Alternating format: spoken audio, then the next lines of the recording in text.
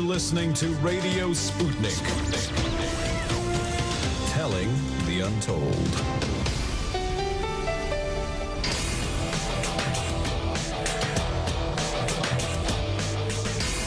Fault lines.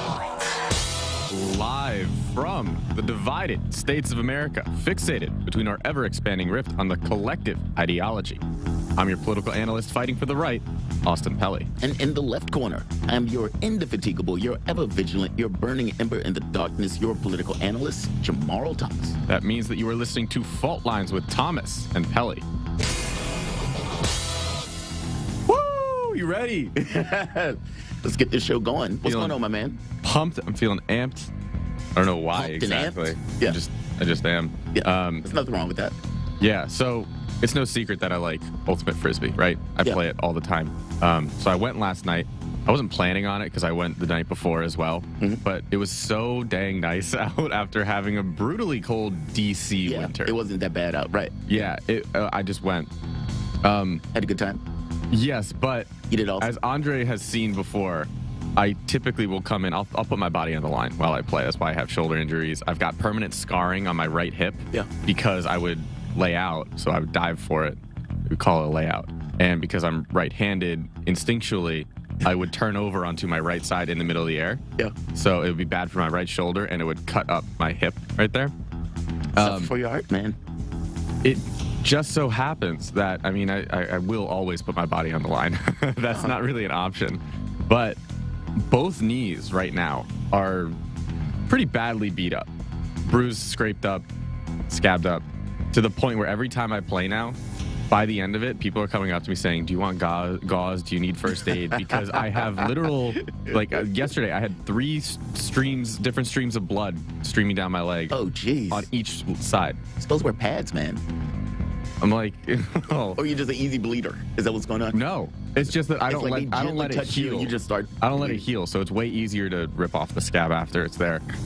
Maybe I'm getting a little bit too much into it, but yeah, I've tried wearing pants. I've tried, and it would still happen. Yeah. And like the leggings, compression leggings underneath. I've done that. Stockings. They work somewhat. Stockings. Yeah. Well, yeah, they're athletic, but yeah. Whatever you want to call them. The problem with those is I will still bleed, and then the blood dries and sticks to it. So when I take it off, it's that much more painful. Right, it just peels the blood off. Yeah, I mean, my roommate hears me wincing in pain when I come home and shower or something because, it's not good. But, always get up, always come into work, and always do it again and put my body on the line. That's a good thing, man. That's commitment. Yes. As Andre says, chasing for the empty plate. Yes, but enough of that gruesomeness, and we have other gruesomeness to get to in this country and the world, starting with our COVID news.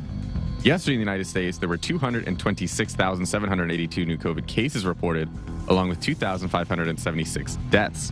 Over the past week, there have been an average of about 227,903 cases per day, a decrease of 63% from the average 2 weeks ago. 64% of the total American public has been fully vaccinated, and 76% of residents have received at least one dose. As of this morning, the coronavirus has infected 77,188,396 people across the United States and killed 911,072 people. In New York, Illinois, and Rhode Island, governors said that they would soon end requirements that adults wear face coverings in public indoor places. And some, including Massachusetts, promised children would no longer have to wear them in school. Dr. Anthony Fauci, Mr. Science himself, the chief medical advisor for President Biden, said in an interview published Tuesday that the U.S. is almost past the quote-unquote full-blown pandemic phase of the coronavirus, and said he hopes that all virus-related restrictions could wind down in a few months.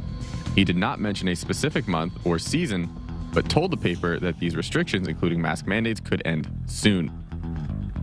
In national news, President Joe Biden is trying to jumpstart progress on his stalled domestic agenda by refocusing attention on one of his most popular proposals, limiting the cost of prescription drugs. Biden is traveling to Culpeper, Virginia, where the president will call attention to the unacceptable cost of medications. His proposals include capping out-of-pocket medication costs for Medicare recipients at $2,000 per year and insulin at $35 per month. In addition, Medicare would be allowed to negotiate prices for A limited number of prescription drugs and drug makers would be required to pay rebates if they raise costs faster than inflation. The provisions are part of Biden's expansive domestic agenda, Build Back Better. However, the legislation is at a standstill because of resistance from Democratic Senators Joe Manchin and Kyrsten Sinema. It's funny because you'll read that headline and most people would get pretty excited by it. Oh, yay, we're finally going to get something done about the cost of medications. Everybody prescription knows. drugs. Yeah. If you're looking to get something done, I'm just going to say it straight. Joe's not your guy.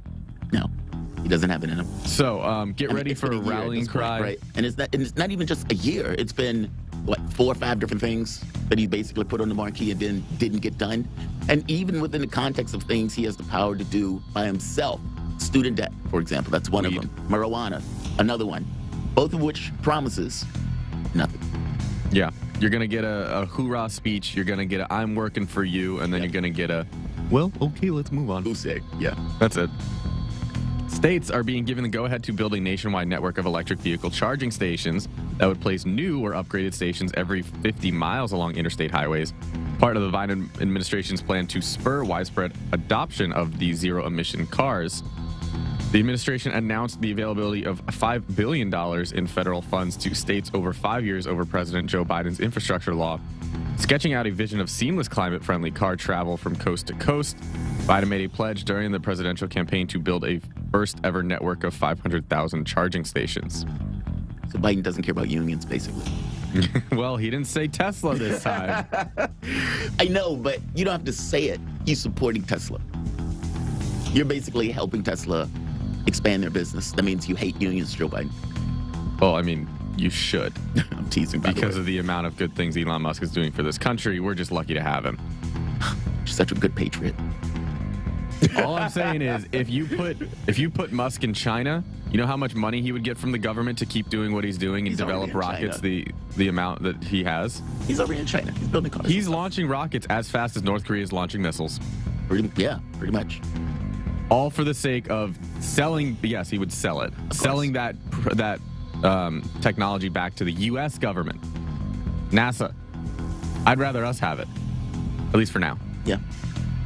Well, I think we will have it. I mean, it's a business after all. It's just selling it. So. And we got Bob Saget coming back in the news. His death last month stemmed from an accidental blow to the head. His family said in a statement yesterday, the comedian and Full House star was found dead January 9th in a Florida hotel room. He performed in the area the night before as part of a stand-up tour. The statement reads, quote, "They've concluded that he accidentally hit the back of his head on something, thought nothing of it, and went to sleep. Interesting. No drugs or alcohol were involved," end quote. Saget, 65, was found on the hotel bed, and there were no signs of foul play, authorities said last month. A hotel security officer had entered the room after Saget failed to check out and called 911 when he found him unresponsive. He hit his head that hard. Wow. Well, doesn't have to be that hard, but we'll go back to it. More than half a dozen public schools right here in Washington, D.C. were evacuated yesterday afternoon after receiving anonymous bomb threats. After a sweep by police, no bombs were found at any of the 7 schools. Investigations into the origin of the threat begin today in a joint cooperation between the FBI and D.C. Police, MPD. In international news, Liz Truss, Britain's top diplomat, urged Russia to defuse tensions over Ukraine and take the path of diplomacy, even as thousands of Russian troops engaged in sweeping maneuvers in Belarus as part of a military buildup near Ukraine that has fueled Western fears of an invasion. Seated across a table from Truss with a grim face was Russian Foreign Minister Sergei Lavrov, set a stern tone for the talks, emphasizing that Moscow won't accept Western lecturing. Moscow wants guarantees from the West that NATO won't allow Ukraine and other former Soviet countries to join as members, and for the alliance to halt weapons deployments to Ukraine and roll back its forces from Eastern Europe. The U.S. and NATO flatly rejected these demands. This comes as Russia begins their 10-day joint military exercise with Belarus, as they have about 30,000 troops within the country that shares a border with northern Ukraine. India, their most popular state of Uttar Pradesh, which has the population almost the size of Brazil, begins voting today in a series of elections seen as a key test of the popularity of Prime Minister Narendra Modi, and his ruling party. Don't worry if you thought I butchered that. If the Bharatiya Janata Party, or the BJP, Nailed it. okay, retains Uttar Pradesh, It would give a huge boost going in their bid to a third successive nationwide victory. We're going to talk about that probably tomorrow. Stick around, though. And in holiday news, today is Giving Hearts Day and International Cribbage Day. I think that's spelled right. I don't know. Cribbage. What is cribbage? I don't know. We'll hear from Jack. Those are your headlines. You're listening to Fault Lines with Thomas and Pelly. What is with all these Valentine's-esque holidays pre-Valentine's Day? I don't know. Yeah, Giving Hearts Day. We just had National Chocolate Day. Maybe, so what are they saving for Valentine's Day? Maybe they've just organized themselves around Valentine's Day because they're... You know what Valentine's Day is? 14th. National Single Awareness Day. Is it? Think about it. Well, no, I know. Yeah, I understand the logic of it. But are those two things... I mean, for one, is it a real thing? I mean, why not, right? I mean, there's holidays for pretty much everything. It's like Tiramisu Day. It's like, okay, great. Jumping out of an airplane day. Great. Okay, so cribbage is a card game. Okay. And Jack is very upset that I don't know it because apparently it's a Catholic thing. I don't know. I never played it. You know what I did play? I played a lot of Scopa because Italian. My dad... have no idea what Scopa is. It's another card game.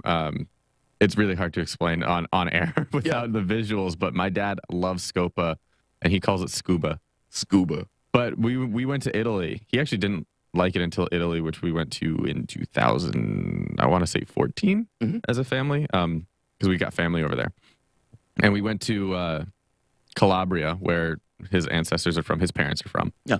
And he was just so impressed with the culture of Italy.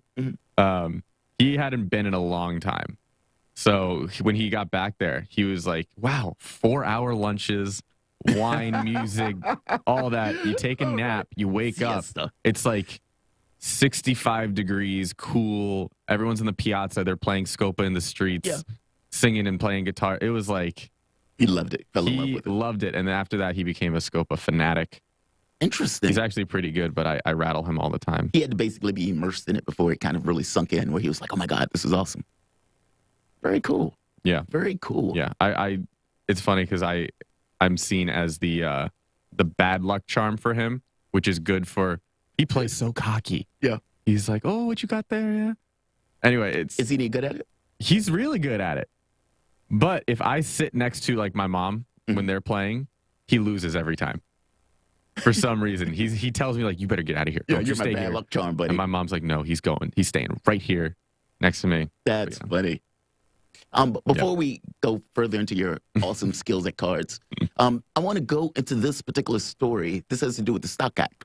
So Nancy Pelosi is basically trying to strengthen the Stock Act. This is basically trying to prevent members of Congress from, let's say, using their inside knowledge to basically purchase stocks. And obviously, there's a conflict of interest here, right? If I'm in Congress, I pass certain laws, I pass certain policy. I know what laws are coming up on the books and everything else. And if I am buying stocks based on that information, I can make a ton of money, but that is magnificently corrupt.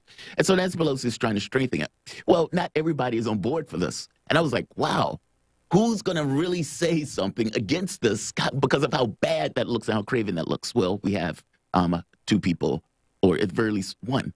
So this person is named right here, Laura's Opposition. Well, her last name is not Opposition, but her last name is Laura. Her name is Elaine Loria of Virginia, and she's a representative. And she basically makes the point of saying, and I just read it right here. So my thoughts are, this whole concept is BS. Because I think, why would you assume that a member of Congress is going to be inherently bad or corrupt? We already have the Stock Act that requires people to report trades. Why would you assume, that people you're electing to represent you, it makes no sense that you're going to automatically assume they're going to use their position for some nefarious means or to benefit themselves. So I am strongly opposed to any legislation like that. But does that really make sense? If you're really not going to do something nefarious, if you're really not going to use your information or your position in order to trade on stocks, would you really care that Nancy Pelosi is doing this? And is she really making this argument that, no, I can't foresee anybody using their position in order to maximize their profit by using the information they have in Congress and the legislation that's coming up and the policies that we're most likely going to pass to make money? Nobody would do that, except that the reason they passed the Stock Act is because people were doing it. So I just love the blatant hypocrisy. Yeah. That Nancy Pelosi is the one who says, this is what we need to hit now. $100 million Pelosi. Yeah. Yeah. All the money that Nancy Pelosi basically made in Congress. But yeah, now she's like, we got to do something about this. I made my cash. Let's fix it. Yeah, it's already sitting pretty in an offshore bank. Yeah, with their 2 refrigerators full of ice cream, $100 ice cream or something. But yeah, I just thought this was interesting. I mean, of course, they should have some kind of law against this. Yeah, I can agree to that. Yeah, Congress should be benefiting off of the information that they have. That is literally, in any other space, the definition of insider trading. Literally. You set the legislation of the stocks that you can directly invest in. Exactly. Even indirectly. Yes. Like, so say, for example, we know that Biden is going to do the environmental thing. Maybe you invest in Tesla, knowing that those things are going to take place. And what would stop you invest in Tesla because it's the future. Maybe. I actually agree with that. I don't particularly like Elon Musk, but I do agree with that part. Tesla has a lot of breakthrough technologies that could turn into some pretty remarkable things. To put it mildly, I wouldn't necessarily bet against the company, but still don't like Musk. But that said, if you know that, and you invest in Tesla, you invest in some of these other energy companies, you could make buku bucks knowing that the federal government is going to put $2 trillion in whatever. I mean, that is problematic to me that these guys are able to trade off that information and make a huge amount of profit. Like you said, it's insider trading. And so it's shocking to me that this particular Democrat, who is, let's say, in a risky position in general, is so strongly against this.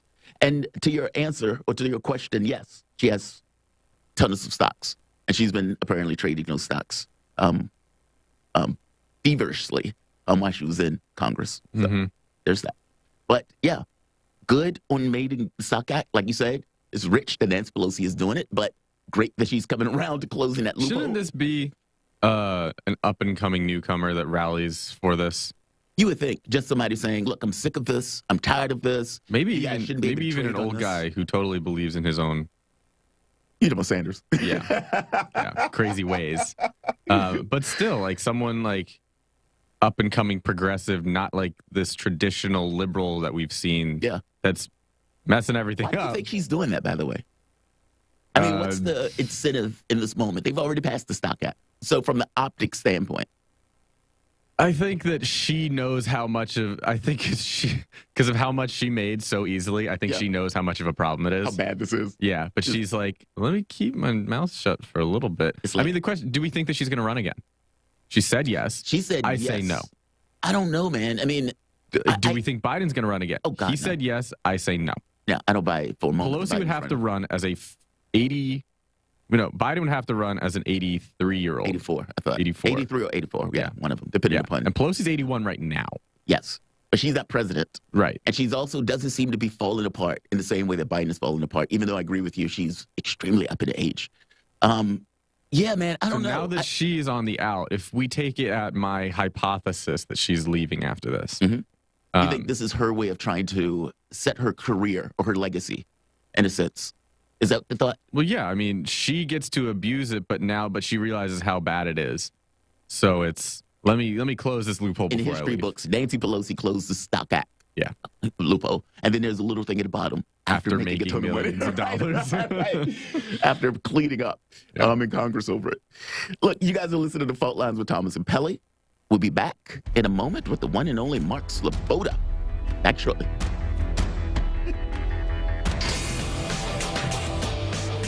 Fault Lines.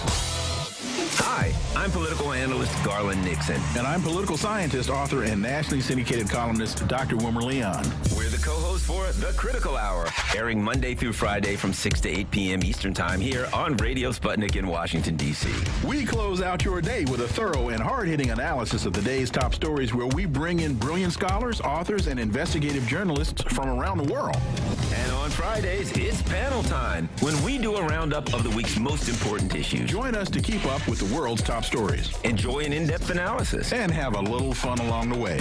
Listen to our show. The Critical Hour, Monday through Fridays on Radio Sputnik.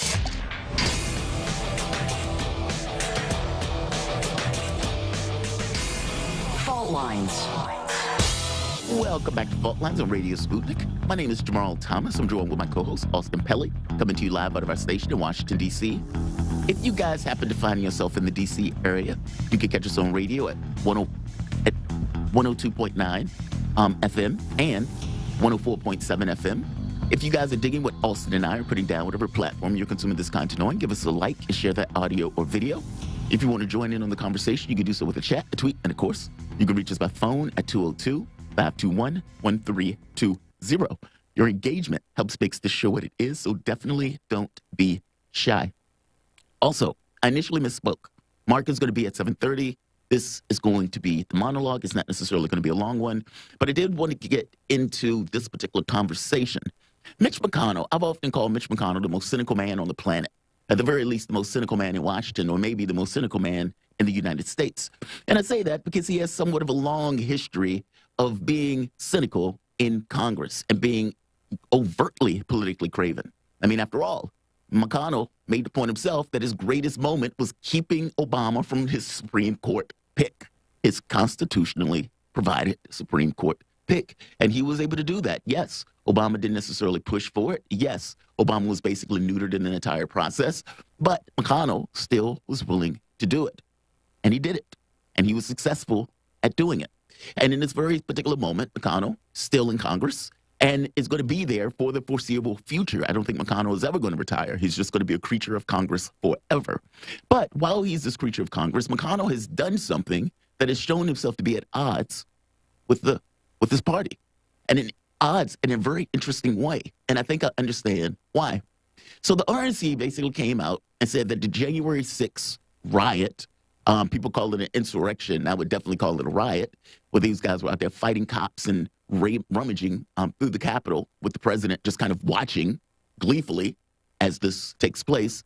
Well, McConnell has basically drawn contrast to the party. The RNC said that was a legitimate form of protest, that it was perfectly fine. Well, McConnell came out very strongly saying the following. Let's play the clip.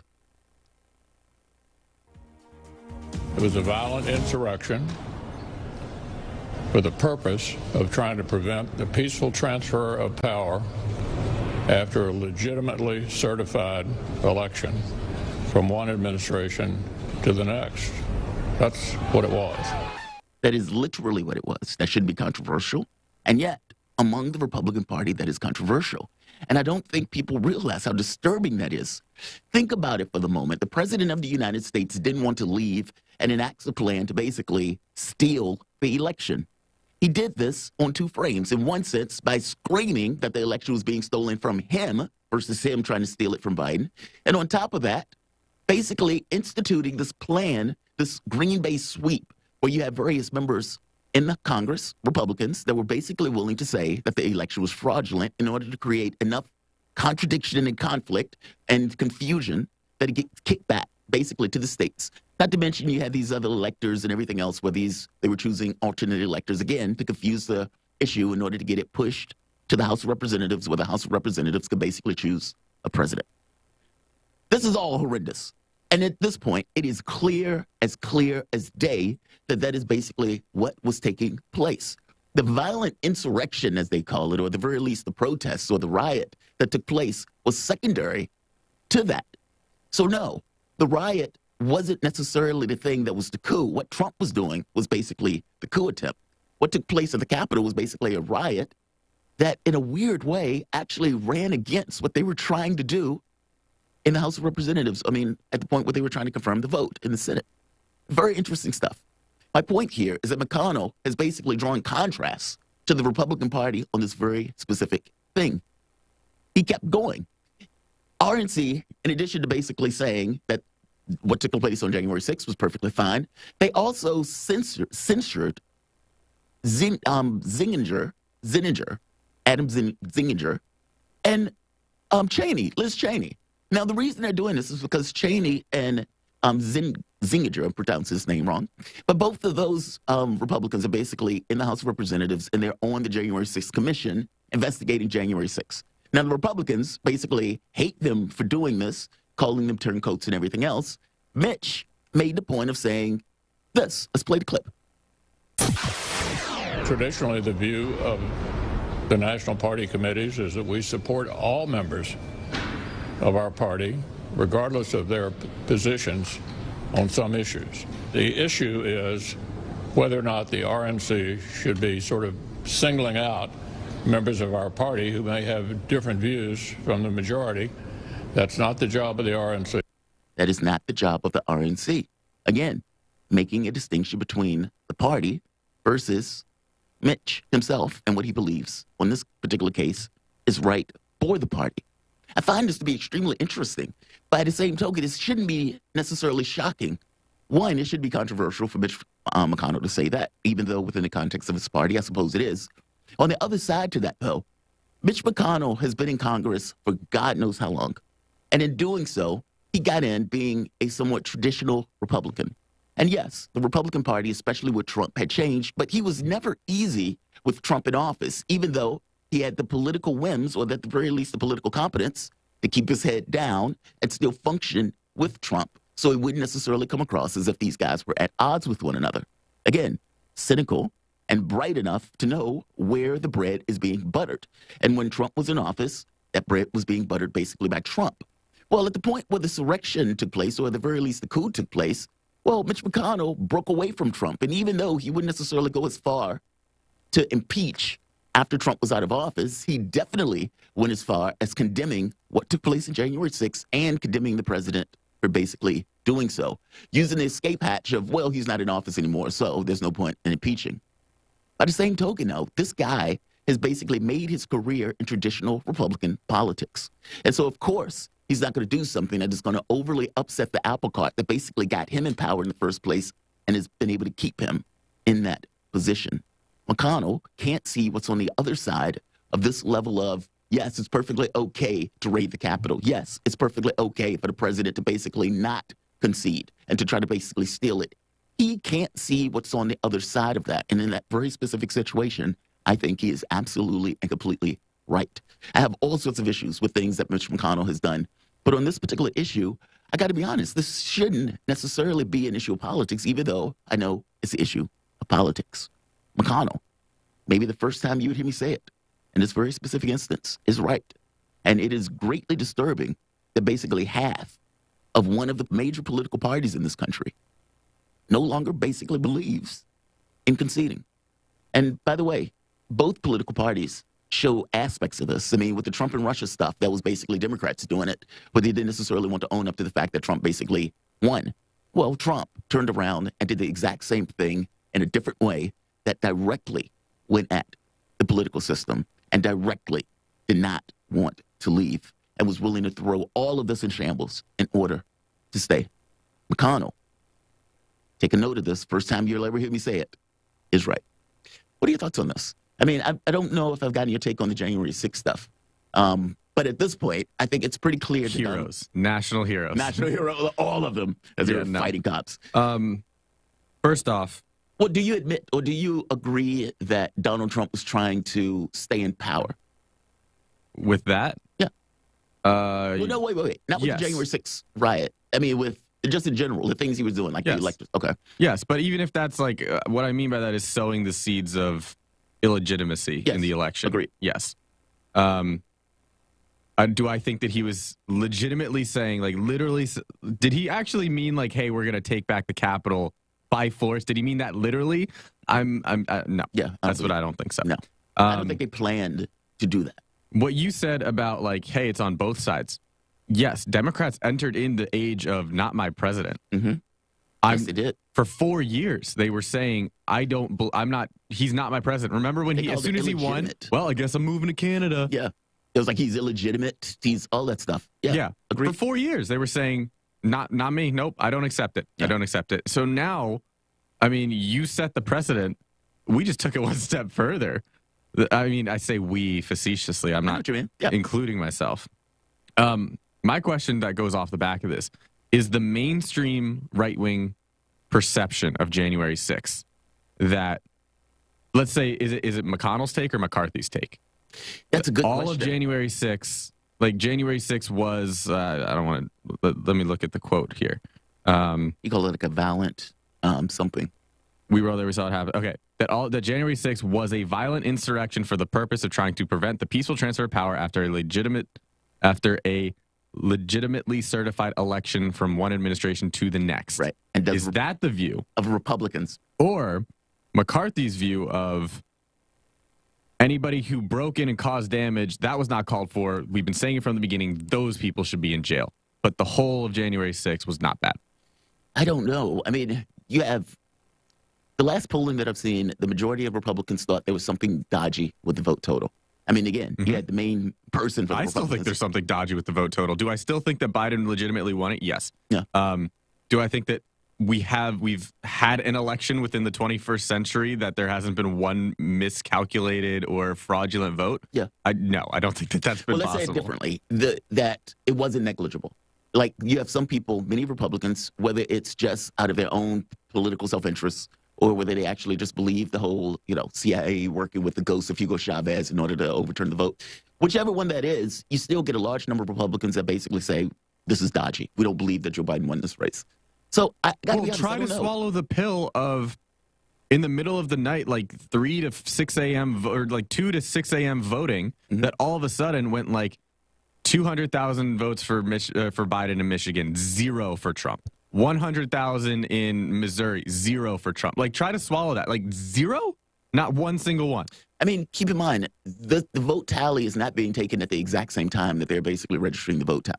Meaning, as you see the votes come in, that's not somebody counting it and then putting a number on the machine. Those votes are already in. So even if they can basically just show you the number all at once if they wanted to. That's not indicative of anything cheating or anything nefarious happening. That's just the way they're showing you the numbers. Unless they weren't votes. Unless they weren't votes. But again, that becomes one of the That's a different question. Points. Yeah. I guess the thing is, I think to your point is which one is the norm or the energy or the center of gravity in the Republican Party. Yeah. And I don't know the answer to that. I don't either. I would lean towards McCarthy's take because that's typically what I've seen in BLM. Well, actually, or even RNC. Well, I would say the most level-headed right-wingers would say BLM as a whole, as a movement, wasn't bad.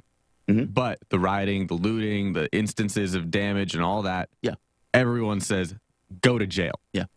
And when you talk about police brutality from the right, it's always been not the institution, the individuals. So that's why from the right, oftentimes they just give them a pass.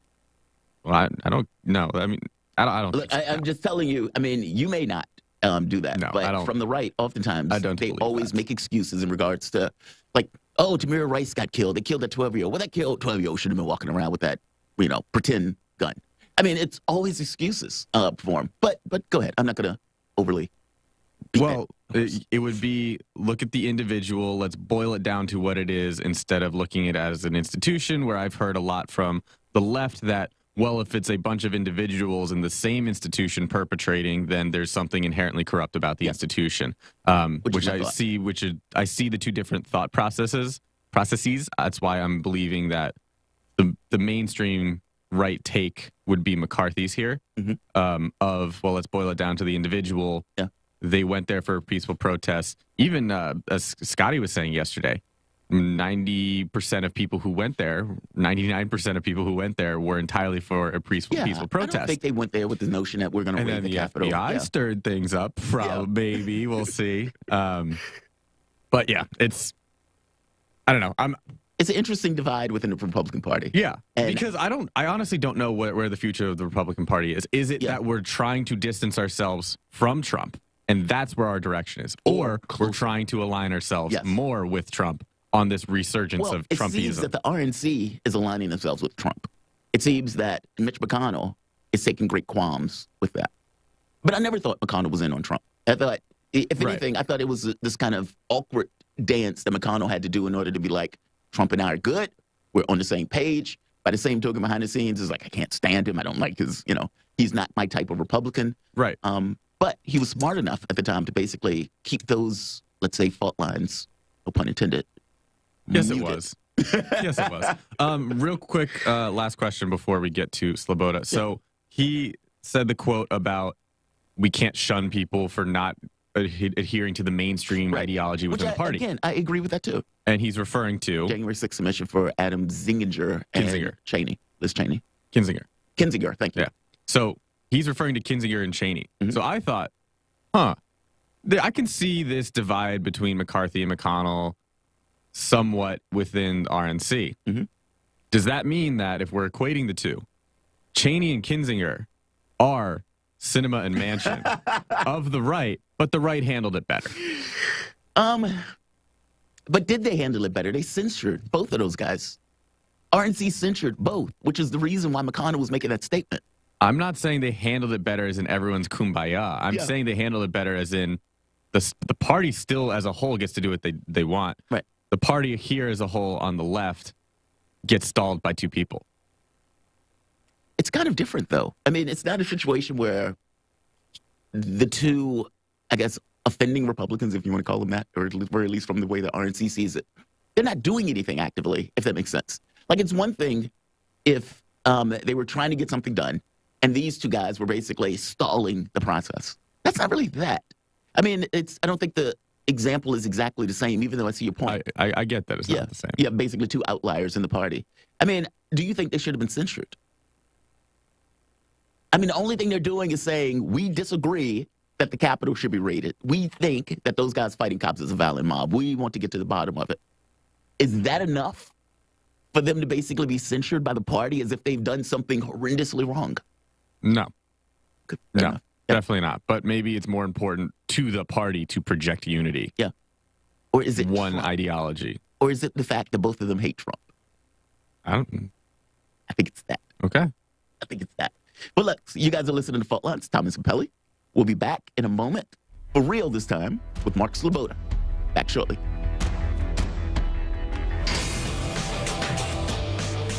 Fault Lines. 24 hours a day, 7 days a week. We give you the most essential information out there. Radio Sputnik, telling the untold. Are you bored? Are you lonely? Do you need a hug? Well, we can't give you that, but we can keep you up to date on Radio Sputnik.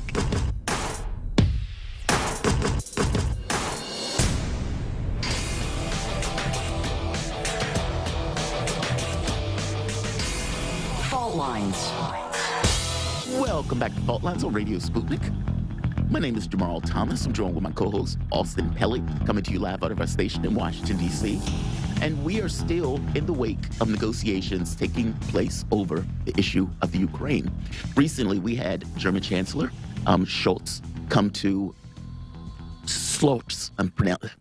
Difficult name to pronounce at the very end. Scholz. Well, I don't want to say Scholz. So take out the T. Scholz. Okay, thank you. German Chancellor Scholz was here, basically speaking to Biden. And it seemed as if Biden basically called him to account in order to browbeat him and to falling in line on the U.S. position. And I want to get more information in regards to what happened in that meeting. We had Peter Oliver on yesterday, and Peter Oliver was basically saying that Germany was somewhat going along with Biden. But from my assessment, he wouldn't necessarily say it, and he wouldn't necessarily hit it. And if he wasn't willing to necessarily say it right on talking about Nord Stream 2, then maybe he's giving himself wiggle room for it. To have a conversation about this and other issues that are taking place in the geopolitical world, we're joined with Mark Sloboda. Mark Sloboda is an international relations and security analyst and one of our favorite guests. Mark, welcome to the show, my man. How you doing this morning? Jamarl, Austin, thanks for having me on. It's always an honor and a pleasure to be on Fault Lines. It's always an honor and a pleasure to have you with us. So what is your thoughts on this? I mean, the German chancellor basically was called to Washington. He was willing to send the greatest helmets ever created in order to assist with the Ukraine. A handful of them. A handful, right, a handful of the greatest helmets ever. The UK has been pretty boisterous about all of this, where you basically have Bojo acting as if he's going to send his own military over there to fight for Ukraine. But from the standpoint of Germany, though, I find it to be extremely interesting. Germany has their own concerns, especially around this notion of energy. Nord Stream 2 would supply a lot of that energy. Clearly, they need it.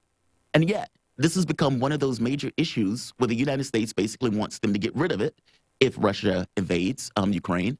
And they want him to be able to say it, to enunciate it very loudly, very strongly, and that is something Scholz has not been willing to do. So what is going on this front? I mean, he clearly seems to be in a rock and a hard place. What's your take on this?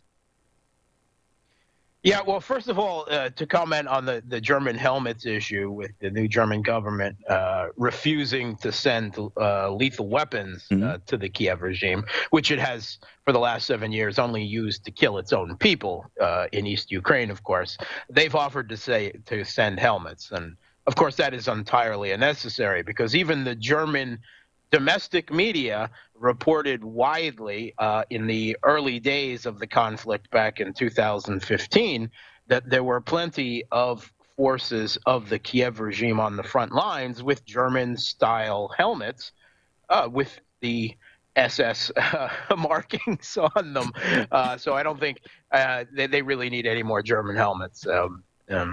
As the German media has reported.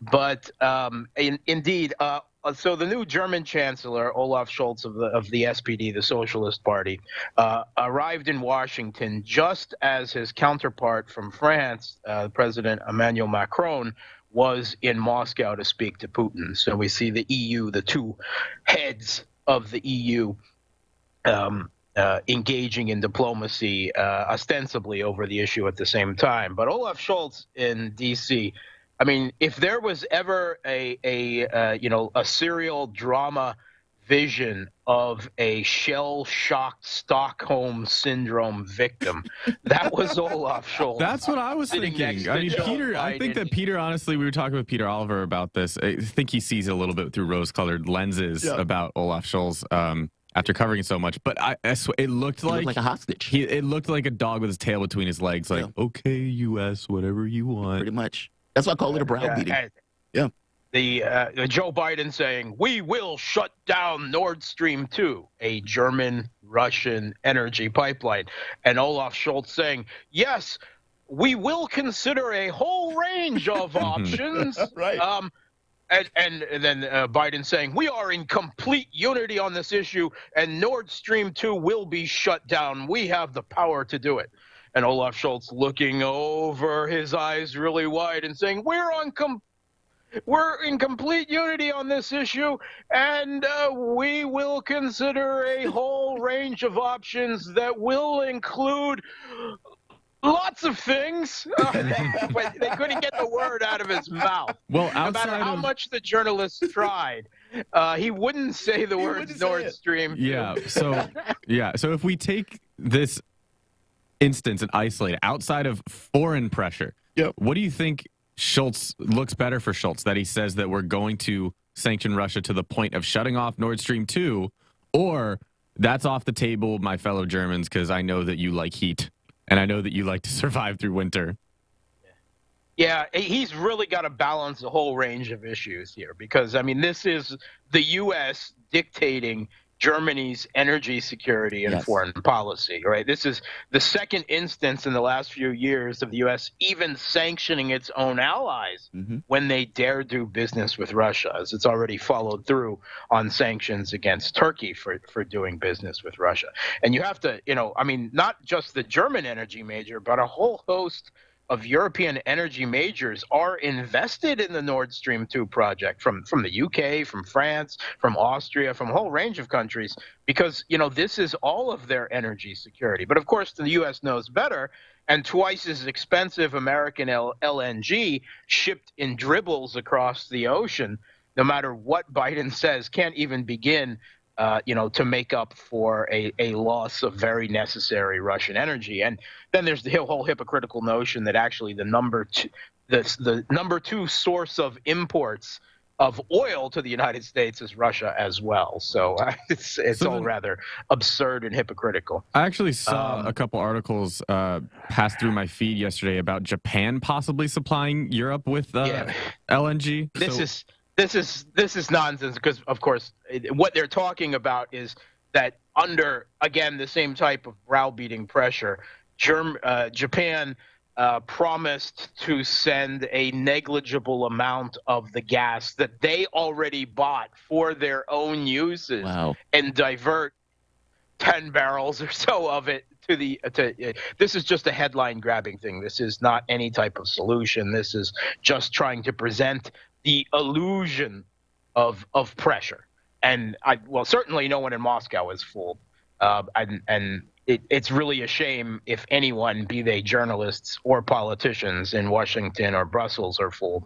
But this is all theater. So this has no basis in reality. So what is Moscow thinking at this moment?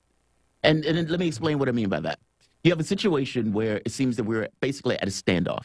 It doesn't necessarily seem to be making progress. In fact, Sergei Lavrov made a point. He says it's like the deaf talking to the blind, and that the sides struggle to find common ground. Nobody is hearing each other, and unfortunately, our efforts to explain ourselves have not been heard. I think the honest thing is, yes, they've been heard, but they're being ignored for basically geopolitical reasons, and this notion of this almost like geopolitical chauvinism by the U.S. and the West, who don't necessarily want to take Russia's security concerns into account. Because after all, the whole point of NATO was to basically go after, yes, the Soviet Union, but also the remnants of it as this kind of power projection device. And so from the standpoint of Russia, who's looking at this and who, look, was legit in their security concerns, what are they thinking at this point, considering that it seems like we're at a standstill, none of this stuff has moved, and we're still kind of on this precipice of something potentially going dramatically wrong? Yeah. So, I mean, Russia, late last year, they announced that their security red lines had been crossed. They demanded that the Western powers backing the regime in Kiev, after 7 long years, finally force it to fulfill the Minsk II Accords, which would provide for political reconciliation in the country between the U.S.-backed regime that seized power in Kiev in 2014 and the forces of East Ukraine, backed by Russia, that have never accepted, the overthrow of the government that they had overwhelmingly elected. This accord has sat completely unfulfilled for 7 years now, since 2015. And the Zelensky regime in Kiev steadfastly refuses even the most basic steps. They refuse to even sit down with the political leaders, at the same table, either literally or proverbially, with the representatives of the Donbass. They refuse to even grant them that bit of legitimization. And Russia has basically turned around and said, well, then there's no reason for us to talk to Zelensky or the European guarantors of the Minsk Accords, France and Germany, since they refuse to do anything either, because you're all U.S. proxies, so we should just deal with the U.S. And that's where they're at now. And having demanded both the fulfillment of the Minsk Accords, which everyone has agreed to, and rhetorically everyone still agrees to, even if Kiev has made it clear they know that fulfilling the accords would end their regime. That would be it, that their house of cards would collapse under the political chaos, and their own ultranationalists would rebel in the streets. There would be another Maidan of West Ukrainian ultranationalists and Banderite fascists that are now integrated throughout the military, the police, the security services, the mainstream political parties. They would all rebel. They would not accept that, and Zelensky's regime would fall. That's why he cannot domestically fulfill it, because his regime depends on these ultranationalists ultimately, and he can't risk turning them against them. The other thing that Russia demanded was broader security guarantees that NATO would not advance a step forward, that they would pull back their troops in Eastern Europe, particularly the U.S., and that they would stop, these insane, provocative nuclear drills. I mean, in November of last year, there was nuclear-capable bombers doing practice runs on the Crimea every single day of the month of November, and no country can live under such a constant warmongering security threat.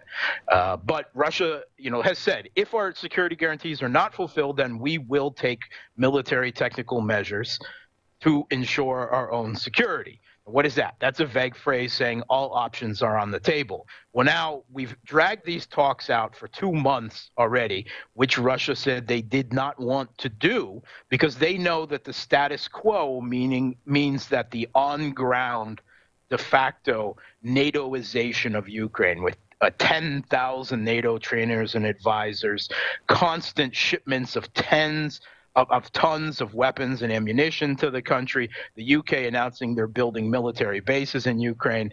They see the status quo as, the jaw. As long as the talks continue, this continues to happen on the ground, and it is bad for Russian security interests. It's also bad for the interests of the people of East Ukraine, by the way, who are still living under shelling and bombardment daily by the Kiev regime forces. So now what does Russia do?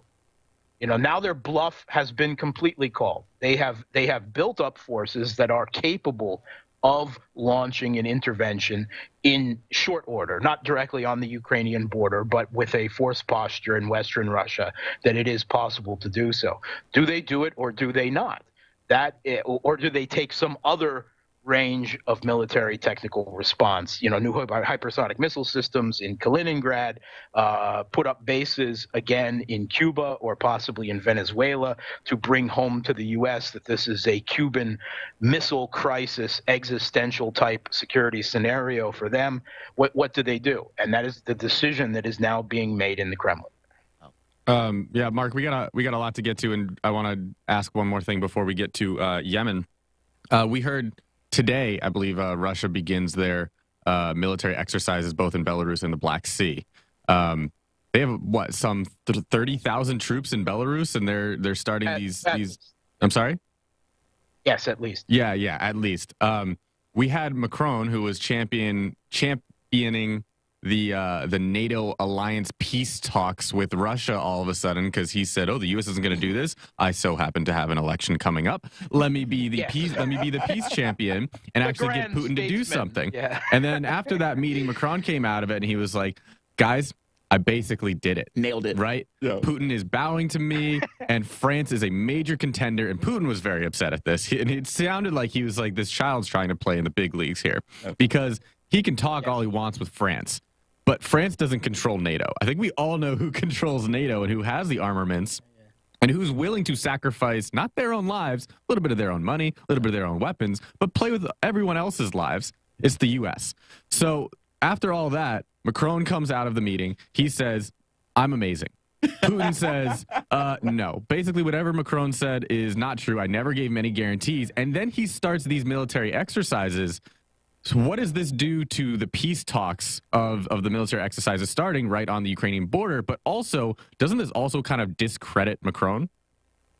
Yeah, absolutely. And in fact, basically in retaliation for him coming out of these talks and trying to present himself as some type of grand statesman for domestic purposes, as he faces a re-election where only 24% of the French people want to re-elect him as their president. The Kremlin has come out with saying that privately that Macron wants Kiev to fulfill the Minsk Accords and be neutral again. and so the denials now out of Paris. We never said that. So it was kind of a retaliatory stretching of the truth at the very least. It certainly should discredit Macron, but the way the media, the French media controls the headlines, it may not. The goal may have already been achieved for the election purposes, whether or not it results in anything. And at the same time, Russia continues to increase the pressure. I mean, they've brought amphibious landing ships into the Black Sea from the Baltic. Right. They had to bring them all the way around the UK, through the Atlantic, the Mediterranean. Russia now has the largest amphibious landing strength that they have had since the fall of the Soviet Union in the Black Sea, which would theoretically be used as part of joint operations from the north, the south, and the east in the event of an intervention, if the Kremlin decided to do so, to take Odessa probably in an amphibious landing operation. But that's only part of it because, of course, Russian troops in Belarus are only about 80 kilometers from Kiev. And Lukashenko has actually also promised that if the regime in Kiev were to launch a new offensive against the Donbass, that Belarus would help throw them back, which seems to indicate that Belarus might even commit their own military to some type of intervention in Ukraine as well, which would really be a game changer.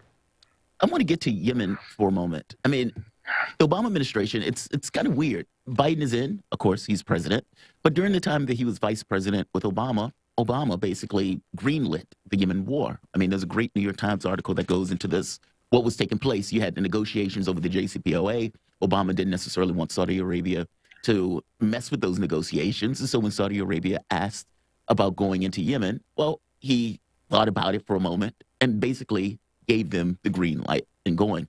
And that war, despite Saudi Arabia saying it's not going to take that long, it's not going to be that bad, ended up being grotesquely bloody and, killing civilians, children, et cetera, not to mention weaponizing starvation. Well, when Biden gets in office, Biden said he's going to basically end that war, or at the very least bring that war to an end. And what we're finding is not so much, and that the violence that's taken place in Yemen has basically escalated this year, not necessarily gone down. What's going on in Yemen currently? What's taking place?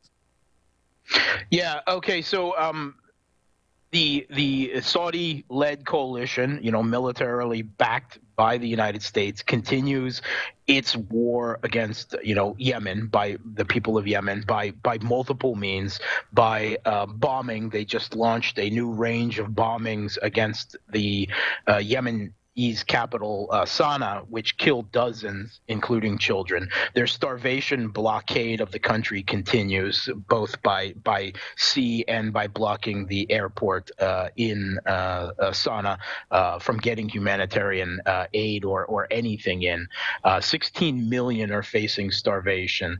19,000 casualties from the bombing campaign alone, which has launched some 24,000 air raids since 2015 on Yemen. And in response to this latest bombing of Sana'a, the Houthis in Yemen launched missile attacks against the other Gulf dictatorship involved in this, the UAE, United Arab Emirates, and they got a few missile attacks through. And the Houthis, Biden is perfectly happy with letting this conflict go under the table, to keep it quiet.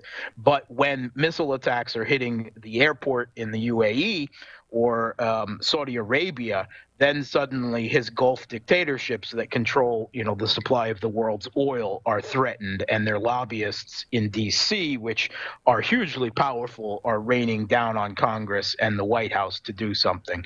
So Biden is giving in once again, especially as he's also again trying to push through the JCPOA, and he's supplying Saudi Arabia, despite saying that he would end U.S. support. He's pushed through helicopter deals worth hundreds of millions of dollars and missile deals also worth hundreds of millions of dollars to the Saudi dictatorship. And now he's threatening once again, as Trump did. Trump declared the Houthis to be a terrorist organization, which would make getting humanitarian aid into Yemen almost impossible with sanctions, that nothing could get through. And Biden reversed that. Now he's considering reversing his reversal because, of the threat to his allied dictatorships that that the people of Yemen may hit back even a little bit. Well, real quick, I mean, this brings up this idea of what is it called, a non-NATO ally or something to that effect, that Biden basically made the UAE because the UAE. Qatar. Yeah, Qatar, right. He wanted them to supply gas. And, clearly they didn't have the ability to do it. But this is kind of where this is coming into play now, where Biden is basically getting more invested in order to protect this kind of non-NATO ally. Very interesting. Mark, thank you for this. I appreciate you joining us. Always appreciate your commentary and analysis. Mark Sloboda, he's an international relations and security analyst. You can follow Mark on Twitter at Mark Sloboda1, and you can find him on Facebook at facebook.com/Gramsci.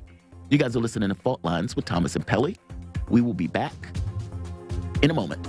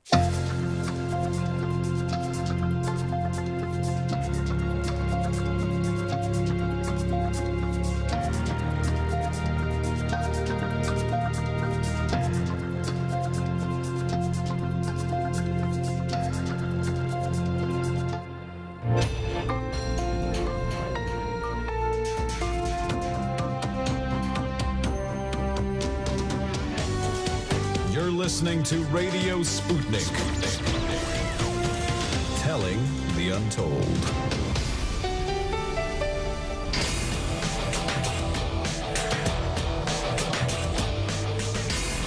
Fault lines. Live from the divided states of America, precipitously perched at the edge of this resilient and exploited globe. Welcome to your context lens for the American perspective. In the left corner, I'm your ever-vigilant, your indefatigable political analyst, Jamarl Thomas. And in the right corner, I'm the pasta of the people, the center of the secret sauce, your political analyst, Austin Pelly. That means you're listening to Fault Lines with Thomas and Pelly. Getty man, right on. Like I was going to go with sacred sauce, but I'm like, is that a little too pat on the back?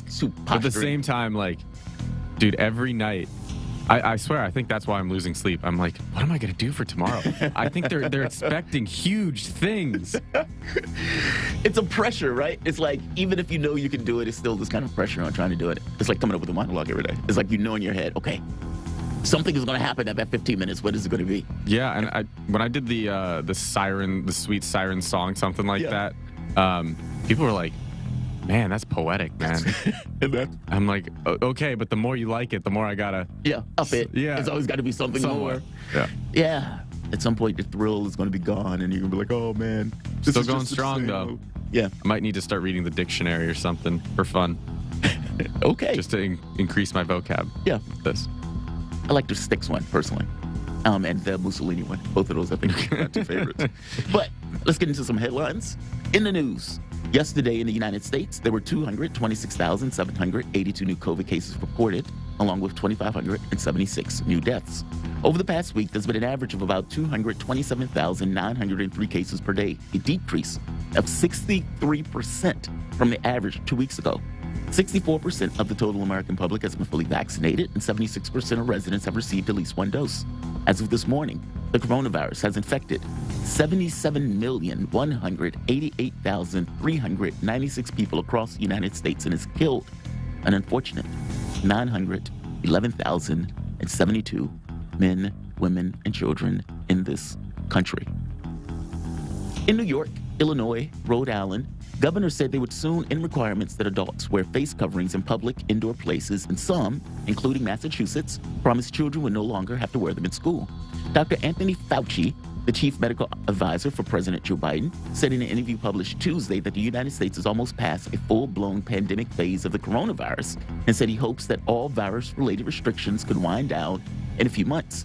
He did not mention a specific month or season, but told the paper that the restrictions, including mask mandates, could end soon. We need to come back to that. We're going to be talking with Michael Goodwin about that, whether this is politics or whether this is kind of a medical choice. And is this even one of those things where they're trying to basically help Biden make it look more successful than what, let's say, the numbers may indicate that Biden is? It's very interesting. It's unclear on whether or not the governors are moving past Biden, which makes him look bad, or whether or not they're moving past him makes it look as if things are normalizing. I'm not quite sure which one yet, but we're going to have a conversation about it. President Joe Biden is trying to jumpstart progress on a stalled domestic agenda by refocusing attention on one of his most popular proposals, lifting the cost of prescription drugs. Biden is traveling to Culpeper, Virginia, where the president will call attention to the unacceptable costs of medications. His proposal includes capping out-of-pocket medication costs for Medicare recipients at $2,000 a month and insulin at $35 a month. In addition, Medicare would be allowed to negotiate prices for a limited number of prescription drugs, and drug makers, which would be required to pay rebates if they raise costs faster than inflation. The provisions are part of Biden's expansive domestic agenda, Build Back Better. However, the legislation is at a standstill because of resistance from Democratic senators Joe Manchin and Kristen Sinema. Yeah, it's like, oh, great, he's going to do something on prescription drugs. Oh, right. We're talking about Joe Biden. Ooh, great. He's going to talk about it for a little bit and move on. And then move on to something else after it fails miserably. And then what makes it so bad, he's probably going to push for it really hard for like 3 days. It's going to fail, and then we're going to choose something else to move on to. Maybe if we're lucky, he'll set a deadline that he can't even hit, and then we'll blow by it. This is how bad this is, man. Like, for Build Back Better, Joe Biden was pushing all of these programs. After year one?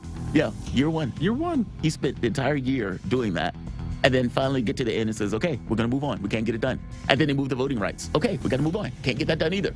I mean, it's like, stop doing this. Remember when the infrastructure bill passed and he was like, I know this isn't what I said. I know, just hold your breath, please, progressives. It's going to come. We're going to hit climate change. We're going to get all of that. We just need just a little bit more time. Yep, we're going to do it. We're going to do it. Oh, like a week later. Sorry, not coming. Yeah, we got to move on. Next. Got to move on. $15 an hour, got to move on. And you wonder why there's a divide in your party. Yeah, he doesn't get it. They're shocked. They're like, Biden has done really better than what people think he has. No, he hasn't. States are being given a go-ahead to build a nationwide network of electric vehicle charging stations that would place or upgrade stations every 50 miles along the interstate highway, part of Biden's administration's plan to spur widespread adoption of zero-emission cars. This is a good idea, actually. The administration announced the availability of $5 billion in federal funds to states over 5 years under President Joe Biden's infrastructure law, sketching out a vision of seamless, climate-friendly car travel from coast to coast. Biden made a pledge during the presidential campaign to build the first-ever network of 500,000 charging stations. Didn't he also say he was going to cure cancer or something? Something to that effect. Oh, Joe Biden? Yeah. Didn't he also say he would walk on water? Yeah, he did. He did. And then he, was arrested trying to see Mandela and was liberating the movie theaters. And then he looked Putin in the eyes that he's, cold-blooded killer. Yeah. Do you want to hit this now or after? Because I want to go to this. Okay, let's go to it after. Okay. Bob Saget's death last month stemmed from an accidental blow to the head, his family member said in a statement on Wednesday. The comedian and Full House star was found dead January 9th in a Florida hotel room. He performed in the area the night before as part of a stand-up tour. The statement reads, quote, "They have concluded that he accidentally hit the back of his head on something, though nothing of it, and thought nothing of it and went to sleep.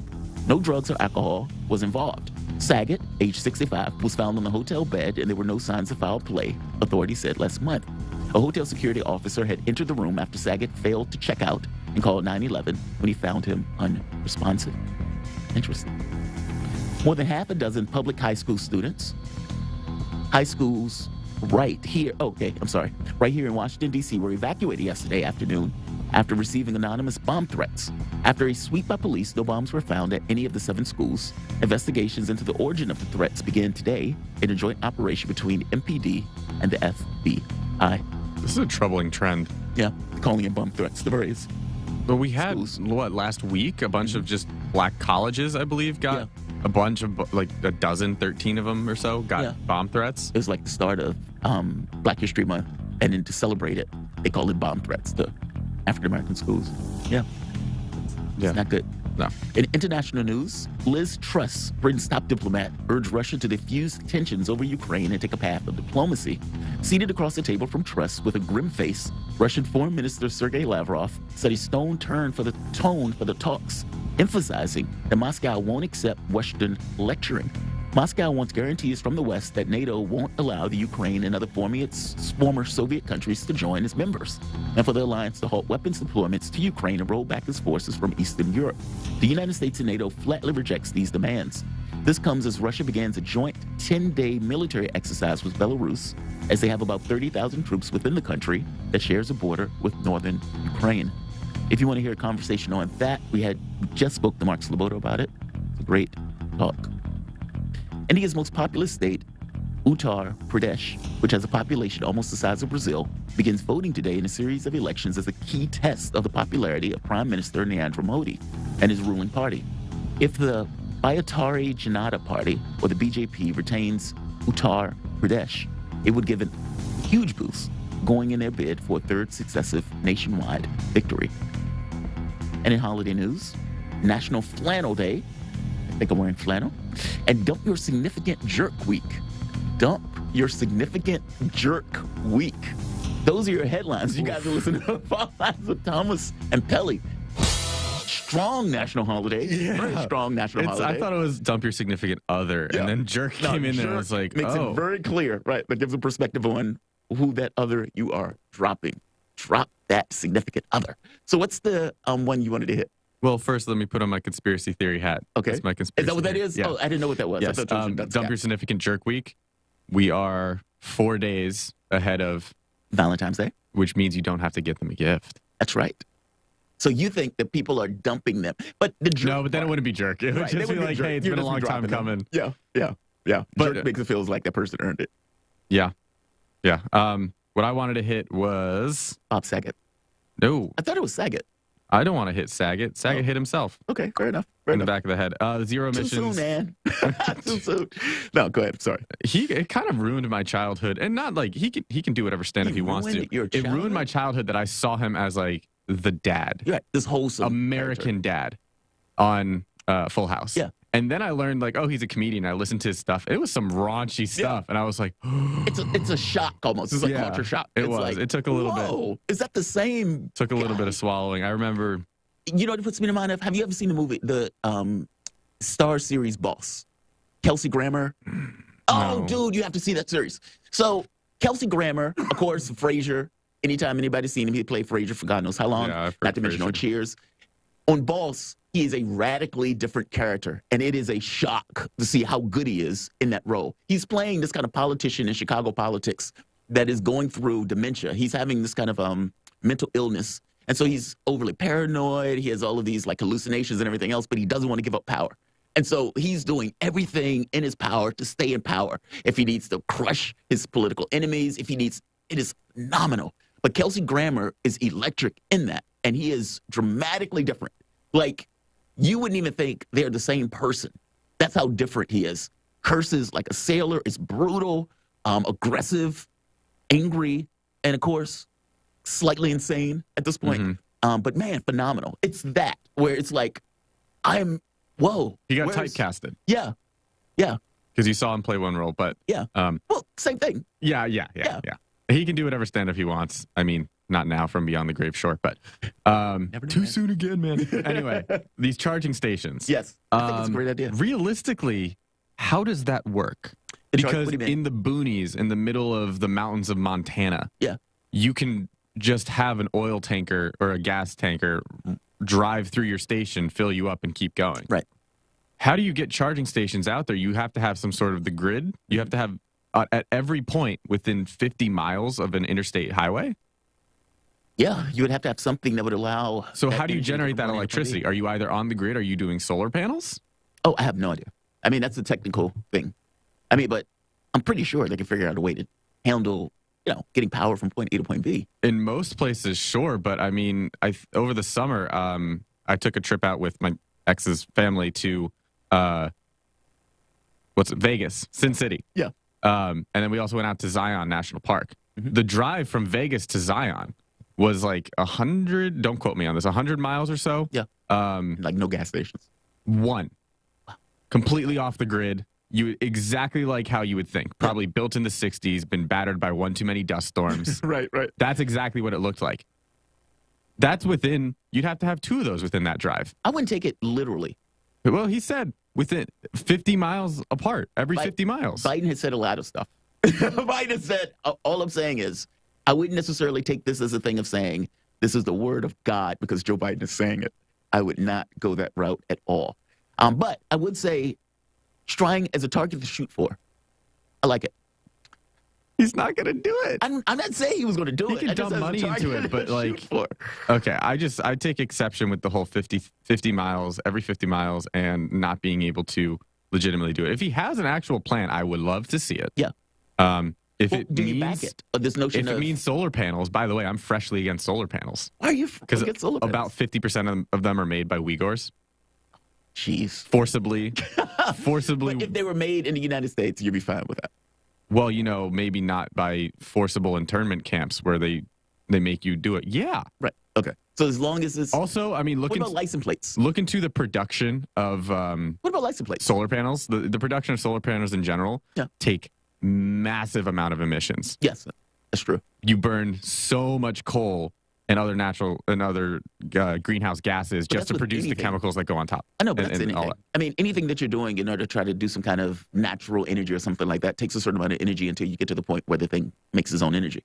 I mean, that's always going to be the case. Yeah.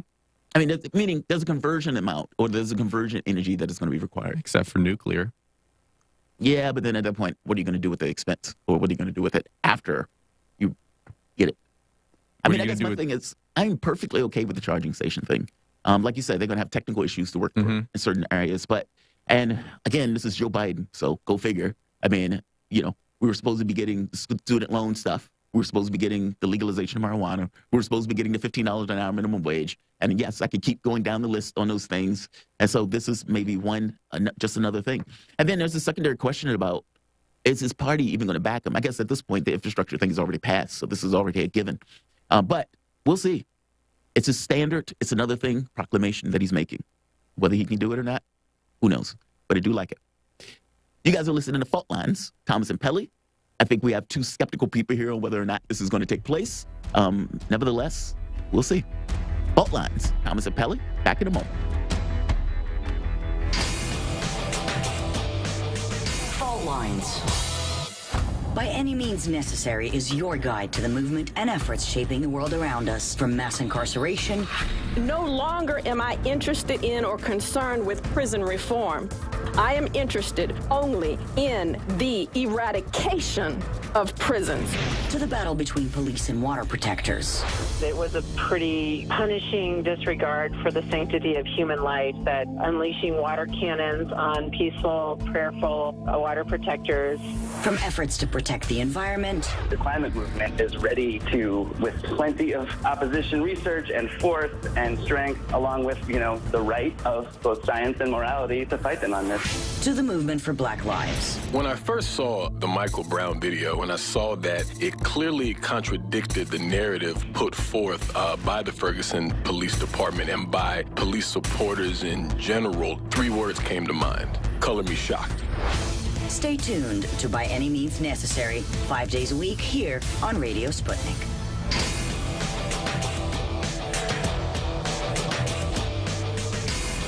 Fault Lines. Welcome back to Fault Lines on Radio Sputnik. My name is Jamarl Thomas. I'm joined with my co-host, Austin Pelly, coming to you live out of our station in Washington, D.C. If you guys happen to find yourself in the D.C. area, you can catch us on radio at 105.5 FM and 1390 AM. We're also kicking around in Kansas City at 102.9 FM and 104.7 FM. If you guys are digging what Austin and I are putting down, whatever platform you're consuming this content on, give us a like and share that audio or video. If you want to join in on the conversation, you can do so with a chat, a tweet, and of course, you can reach us by phone at 202-521-1320.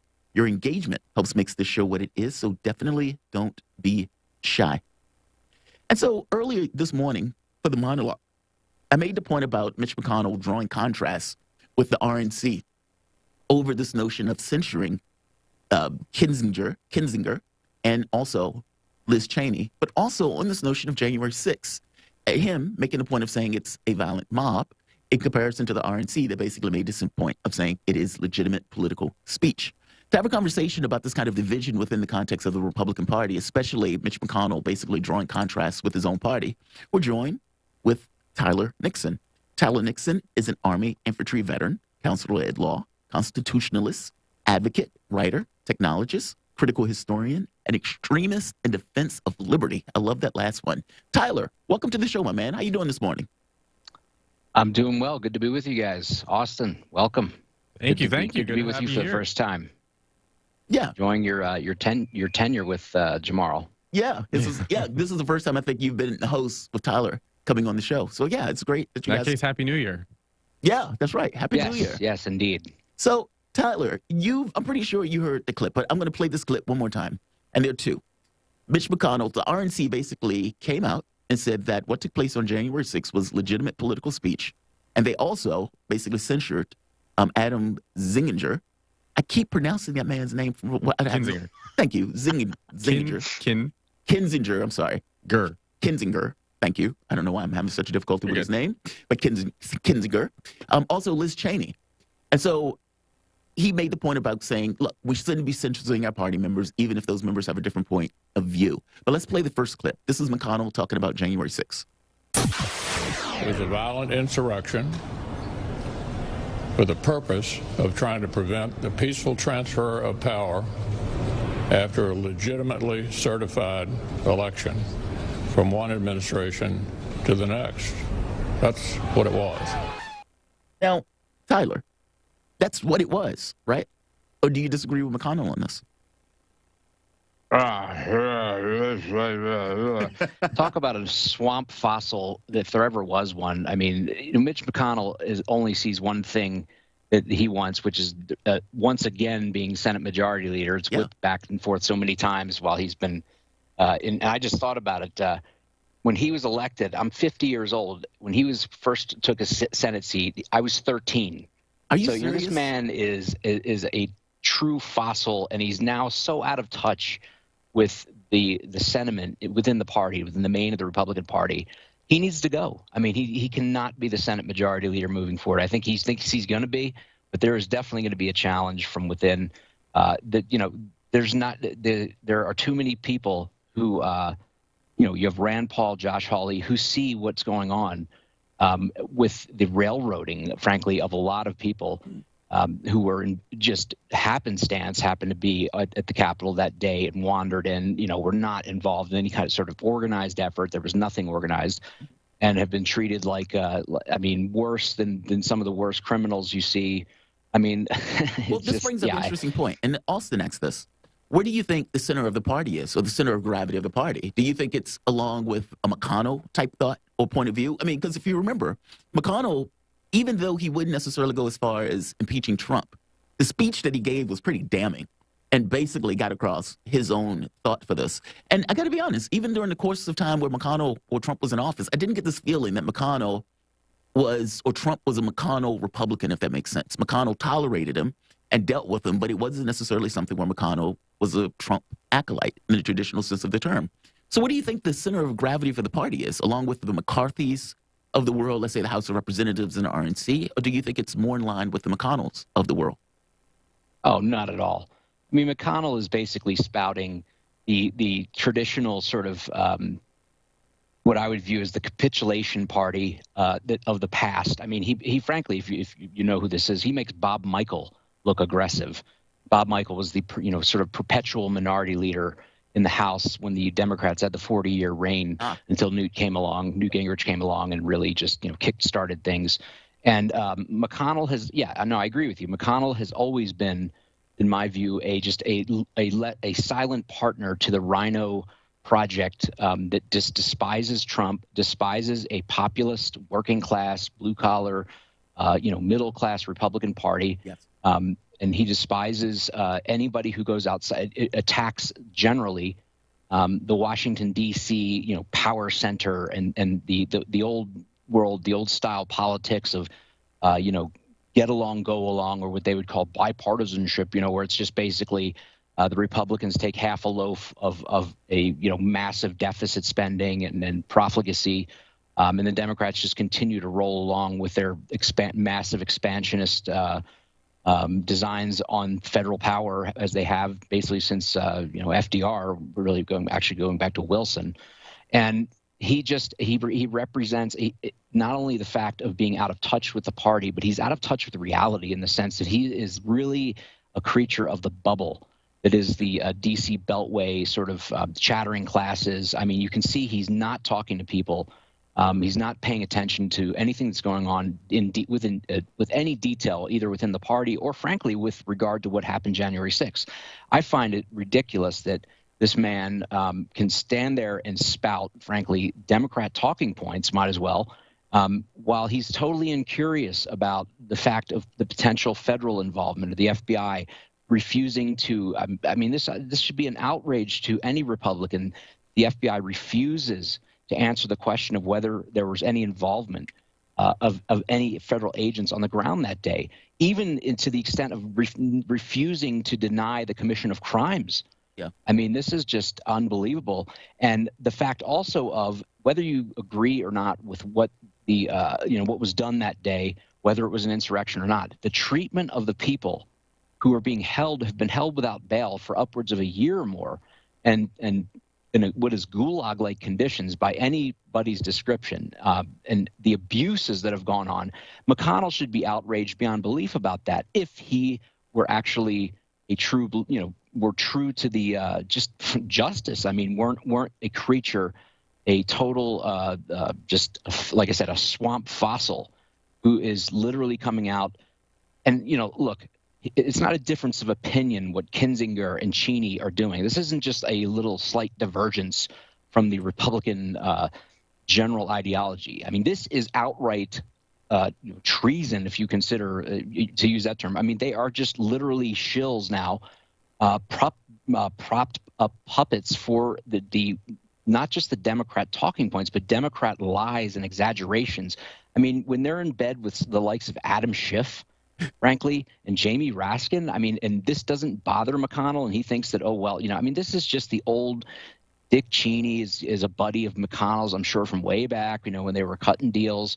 McConnell has blood on his hands from everything from the Iraq War to, to the, I mean, just, but there's no so room much in the Republican Party for difference of opinion, meaning there's not enough room. Liz Cheney voted with Trump like 80% of the time, something to that effect. I mean, it was astonishingly in regards to the alignment she had with the party. So it seems that the issue here is more so that they just don't like Trump, or at the very least that they are. No, I agree with you there. You don't think? But they're also out of touch. I mean, the center of gravity in the party right now is the Trump populism. I know, but there's not enough room to allow them to disagree with January 6th while simultaneously still being part of the party. It seems like they're trying to disagreeing. It's basically getting in bed with the enemy, the people who are trying to smear the entire party and the entire movement, to basically drain the swamp, for lack of a better phrase. And it's like we are in a serious we're at serious loggerheads, frankly. And there's I mean, you hear talk of civil war. We're reaching that level of acrimony, and the Democrats have been so deceitful and spent 5 years, I mean, with an entire hoax to try to cripple the presidency. So this isn't the time for us to tolerate people it's fine if you just jump into bed with Adam Schiff and Jamie Raskin and the rest of them. What's the chairman? His name, Thompson, whatever, the chairman of the committee, and others. I mean, the Democrats are vicious, and as Trump said, they're vicious. But they stick together, and that's really. I mean, when you're up against that, you're up against people who are just lying, defaming, smearing, making up complete fabrications. They have the entire propaganda corporate media on their side, and the entire DC establishment, including the intelligence and law enforcement. It's not a matter of this difference of opinion. We cannot afford to have people who are undermining us from within. It's like, go ahead and join your natural party. Cheney and Kinzinger should just go and get it over with, along with Mitt Romney, become Democrats. Nobody's going to fault you. That's where your true heart is, your big government so-called Republicans. It's just a joke to think these people should caucus with Republicans. They're so out of touch, but they're not only out of touch, they're completely anathema and frankly are undermining, if not outright enemies to what's, what we're trying to accomplish just in rolling back the Democrat juggernaut. I mean, Mitch McConnell talked about we're against crime, and he's talking about crime waves across the country, and people want to look to Republicans as though people think that January 6th is some sort of crime. The Biden administration is a crime wave. Okay, the entire thing is a crime wave, for God's sake. So it's kind of like there's only so much airtime you have as the Senate minority leader, whatever, and there's only so much coverage you're going to get. For him to, garner headlines by bashing Republicans and siding with the people who are trying to destroy everything, just any sort of comeback, any sort of recovery from the last election, it's just beyond unhelpful, and it's really, I think he's writing his own epitaph at this point. Because Tyler, there's not going to be no more of this consensus for Mitch. He's going to face a serious challenge. I hope he is deposed. I was going to go right there. Does this make McConnell get quasi-censured himself now for going so far against this hotbed topic within his party? Well, it never happens that way in the Senate, and clearly we have enough neocons and Republican sort of squishy senators who sort of want to hang back. That it's tough. He won't be censured by any means, of course. I mean, I think it's more collegial over there. They don't resort to that. But I don't think Mitch McConnell should count on a sure election as Senate Majority Leader when the Republicans take the Senate back in November. That's for sure. Tyler, doesn't necessarily any more than frankly McCarthy should consider it a sure bet, and he's really working overtime to frankly ingratiate himself with the core of the party, the MAGA elements, and frankly the populist elements. What's your issue with McCarthy? I mean, McCarthy has been pretty steadfast. I mean, even I think during the January 6th thing, McCarthy was the one who was basically screaming on the phone at Trump. You know, you don't know who the F I am, when Trump was basically saying those people clearly care about their election more than you, Kevin. But he was on the same page with Trump the very next day, where he was like, everything was fine, everything was great, etc. What's the issue with McCarthy? Well, McCarthy seemed to be an acolyte. It seemed, yeah. Seems, nay, it is, madam. I know not seems. For real. I mean, honestly, McCarthy is his track record. If you go far back enough, he's got sort of rhino written all over him. Even if he's trying to, and look, I mean, Republicans like him, frankly, like Paul Ryan, are great when it comes to the rhetoric, are great when it comes to promising you the moon. But when it gets down to brass tacks and when they're actually in charge, suddenly it's a different tune. It's like suddenly everything changes. Nothing gets done. They stymie and frankly, he's not to be trusted. It's not a matter of, frankly, McCarthy has not been facially. Go ahead. It seems like you want complete allegiance. That any division in the party is too much. Look, I agree with you. No. See, again, you're confusing. I'm just saying, it's not about not having dissent. It's about the fact that we cannot afford right now. We're in a battle. We're in a war. We cannot afford to have like generals and field commanders who are like, oh, it's fine. Let's just sit down with the other side and maybe even help them a little bit. Don't misunderstand. We can't afford that right now. And frankly, with the Republican Party facing fire from all sides, the propaganda media, again, the intelligence community, the larger sort of swamp, whatever you want to call it, the deep state, as well as this Democrat juggernaut of, frankly, just fossilized along with, just like Mitch is. It's not a matter of not having dissent. It's like we can't afford to have people who are, frankly, against us or dissenting in the sense of they're siding with the enemy. Well, right there. So, I hate to use those terms. I don't usually say enemy, but I'm just, I know, but you just kind of made my point, right? Whatever the reason is. I mean, you could come up with all sorts of reasons as to why you don't necessarily want dissent, but it is dissent. And it is this notion of we're not going to accept. Look, I agree with you on the January 6th stuff. Okay, but I mean, again, Jamarl, you're making a blanket statement. It comes down to if we talked about like how much deficit spending should there be, or how far should we go with pick a policy. I think there would be disagreement within the GOP where it wouldn't be this like on the Democrat side where you better be on board with the program or you are you're going to be a racist, you're going to be this, that, and the other. I think you definitely have room for that within the Republican Party. There's pro-life Republicans, there's pro-choice Republicans, and on any number of issues you can find a variation where they're not going to be lambasted for. But when it comes to actually siding with and giving aid and comfort to Democrat, God, I mean, I can't, I don't want to use too strong language here. On dissent on what? It's like, what are they specifically dissenting on? Well, I mean, like, is frankly siding with Democrats and doing their dirty work for them, would that be considered divergence of opinion? No, that's dissent? No. I mean, it's like there's a difference between being a dissenter and being a traitor. Well, isn't that what Sinema and Manchin are basically being accused of right now? They're, regardless of whatever they're holding out for, they're still stalling a lot, we'll say, coming out of the Biden administration. And no, but again, but they're doing it based on policy and principle, not just bashing the Democrat Party and coming out and spouting Republican talking points against the party. I mean, again, you got to have some level of like fealty to the organization of which you claim to be part on a base level. You can't, and certainly that starts with not like basically siding with our diametric opponents. See, I'm going to make an argument that McConnell is looking out for the party. At the very least in the way that he thinks the party needs to be organized, especially going into, from his standpoint, and tell me if you think I'm wrong on this, from his standpoint, he thinks the Republican Party is going to take the House and potentially the Senate. They may even take both.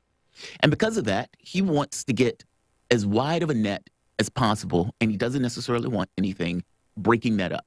And from his standpoint, if he doesn't necessarily like Trump, or he thinks that Trump hasn't necessarily been the best for the party, then what response is McConnell going to have in this? He's going to push back on this notion about January 6th, especially if he thinks that hurts him or the constituents that he's trying to get into office.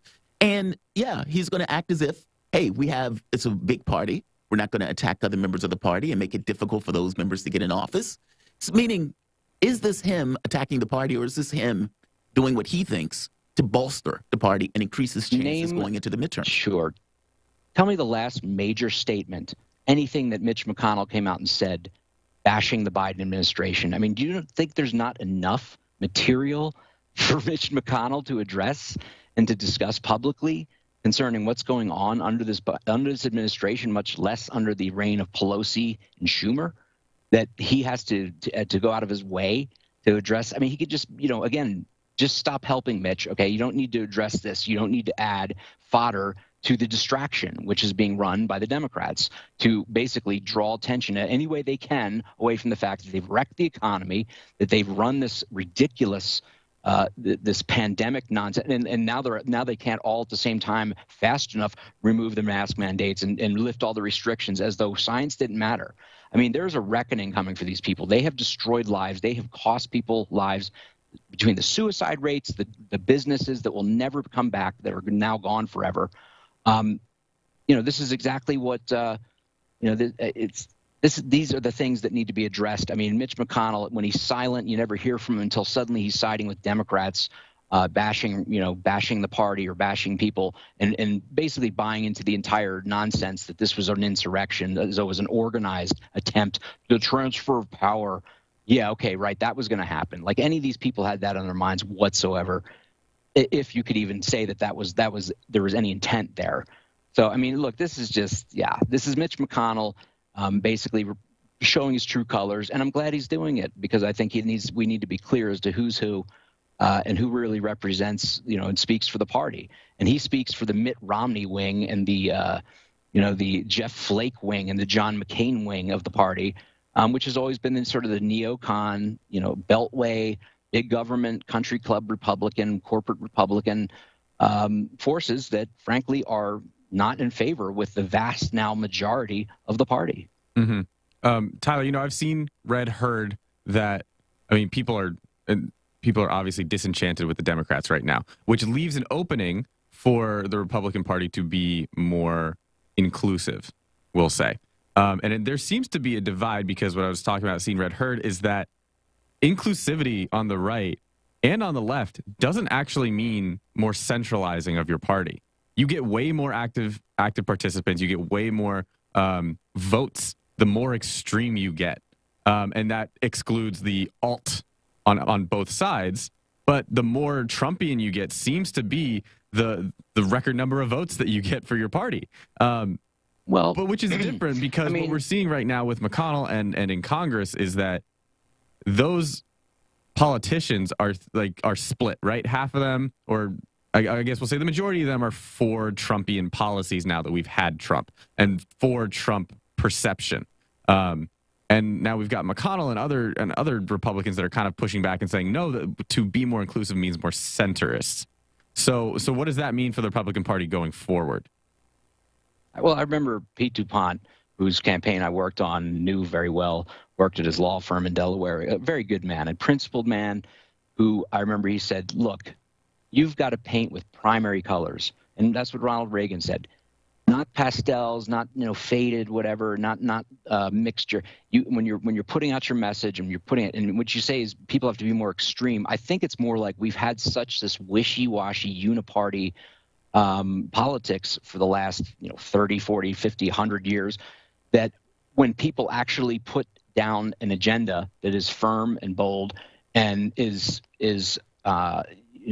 as Donald Trump did, is frankly, and they're going to follow through on, and it's very basic, that attracts people as much, especially when you speak to what their concerns are, such as the border, and unchecked immigration, such as the economic conditions, the size of government. And I think what they call extreme is really just, in many cases, frankly, standing for something and not just being sort of let's get along, go along, be caretakers of this massive Leviathan that's out of control, that is becoming a police state rapidly under this current totalitarian regime we have.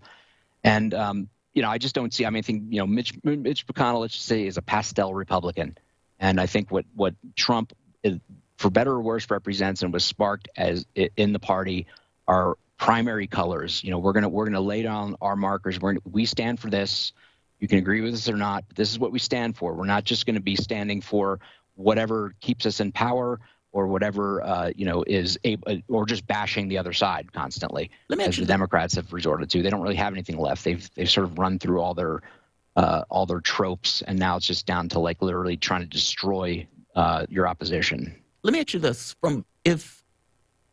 there's a really good chance for Republicans to take power at this point. I mean, not just for the presidency in 4 years or 3 years, but also in the House and the Senate. What are they going to do? I mean, what is the agenda for Republicans? I'm unclear of what they want to take power for, though. Fill me in on this. If you guys are able to take it, what's going to be on the agenda? Oh my God. Well, we could go back to how about just having a budget on a semi or a biannual basis, much less an annual basis. We have just been living under continuing resolutions for, I don't know, how has it been, a decade or more now? And now we've got close to a $30 trillion deficit. I mean, that matters. How about, any number of out of control, the out of control and completely unaccountable federal bureaucracy, beginning with the intelligence agencies. I mean, the Republicans have shifted, and this is where Mitch is way out of touch, as you see Josh Hawley, Rand Paul, even Ted Cruz and others who have said the FBI, law enforcement, DOJ, are out of control, they're corrupted, as are the intelligence agencies. The major, the intelligence industrial complex has completely become a politicized, a weaponized arm of one particular faction and party within our national politics. And I think these are things that it's not a matter anymore of arguing over the finer points of policy. It's a matter of restoring the basic integrity of our government, that we're not run by this just out of control, lawless, what have you, literally fascist, in my opinion, totalitarian state, which is emerging under Biden, where no dissent is brooked. I mean, they're going to use big tech as their cudgel to deplatform and silence people, and then literally use the DOJ to go after any people who dissent. I mean, it's really creeping into the realm of just speaking out against them and their policies, as we saw during the COVID, the Fauci, fraud regime, can incur actual investigation where, okay, you speak out against the school board, and you got the FBI on you. I mean, this is like way beyond anything I think that, anyone would consider a legitimate constitutional government. So let's return to that and return to some sort of, rule of law. And not just this juggernaut of partisan retribution and weaponization of everything. And then we can, I guess, go on to the finer points of policy and whether, what a federal policy should be. But I mean, I think, we forget the Republicans have been supposedly against big government for years. I mean, my God, there's a lot to bite off there these days. So, Tyler, I agree with you in one extent. We were just talking about the Freedom Convoy over the past week, and I was just finding it hysterical at the fact that we're trying it currently in the States, and the very first day, 100,000 people joined a Facebook group to bring it from LA to DC. Facebook immediately took down the group. Nope, not happening here. And banned the guy who started it forever. They're not censoring content, they're censoring people. Yeah, no, I've been saying that it seems like nowadays you're not afforded freedom of expression if you go against the narrative. And the narrative becomes more and more progressive. And it's a scary time to live in. But aggressively fascist. Okay. Strong words, sure. But I wanted to turn to one last question on I guess the Republicans, and if they take the majority coming after these midterms, if they start signing stuff in as much as they can. They get really active. Well, who hasn't been active? Joe Biden. He hasn't been able to get a lot of stuff done. Is he that good at getting stuff not done that he's just going to take out his veto stamp and just hit his desk as hard as he can on everything that comes across it? Or, I mean, he has been trying to play both aisles, and that's kind of been his crippling feature. The fact that he's not super strong for his side. He can't align his side. He's trying to please everyone while also pleasing no one. So if we see Republicans rally and start to just push through legislation, is Biden going to be, in your prediction, active enough to shut it down, or kind of just, well, if they like it, if it's coming out of Congress, then I guess I got to go for it? Well, assuming that Biden himself is doing anything, I mean, I don't think he's in charge of anything. I think he's basically being led around, very much puppet-like. Biden bot. And frankly, that being said, look, Joe Biden has been human cholesterol, frankly, to the legislative process and to good policy making and anything that's would be righteous in Washington D.C. for almost 50 years.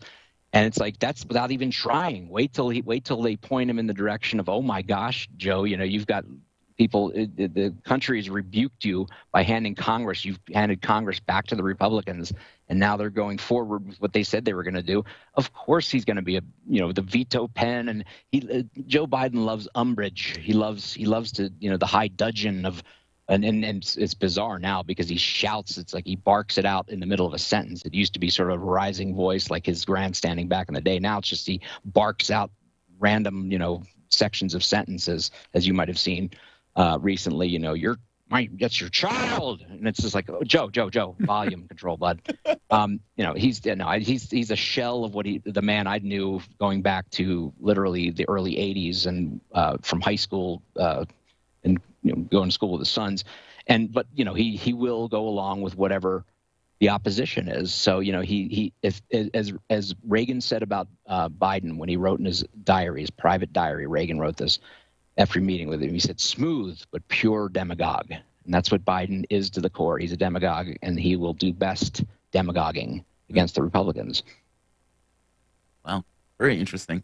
I mean, those old Reagan quotes, I could say, it's funny. It's when you say that, I mean, it really is. If people remember those old videos with Joe Biden, where he's attacking Reagan, like for not using the death penalty, where he's going after the criminal justice stuff.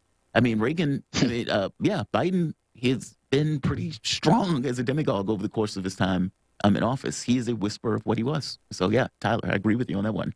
But look, Tyler, I want to thank you for joining us, man. I always appreciate these conversations, even though I massively disagree with a lot of what you're saying. And you're eminently agreeable in disagreement, I have to say, Jamarl. Exactly. I appreciate your, tolerating my sometimes tirades and well, no, I mean, of course, I know you disagree. You're a principled liberal, and I appreciate that very much, and that's why I consider you a friend. And I appreciate you. I appreciate that. So the voice that you guys are listening to is Tyler Nixon. Tyler Nixon is an Army infantry veteran, counselor at law, constitutionalist, advocate, writer, technologist, critical historian, and extremist in defense of liberty. You guys are listening to Fault Lines with Thomas and Pelly. We will be back. We'll be taking your calls. The number is 202-521-1320. Back in a moment.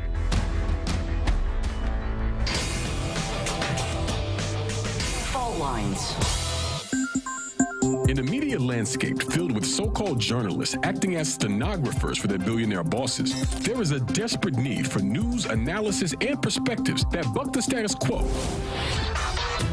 and get to the heart of how domestic and international events impact you and me, as well as showing how we can get involved in the struggle to change that status quo. Check out By Any Means Necessary on Radio Sputnik, Monday through Friday from 2 to 4 p.m. Eastern, to hear the stories and voices that mainstream media refuses to tell you. And join us as we connect the political, social, and economic movements shaping the world around us. That's By Any Means Necessary, Monday through Friday at 2 to 4 p.m. Eastern, right here on Radio Sputnik.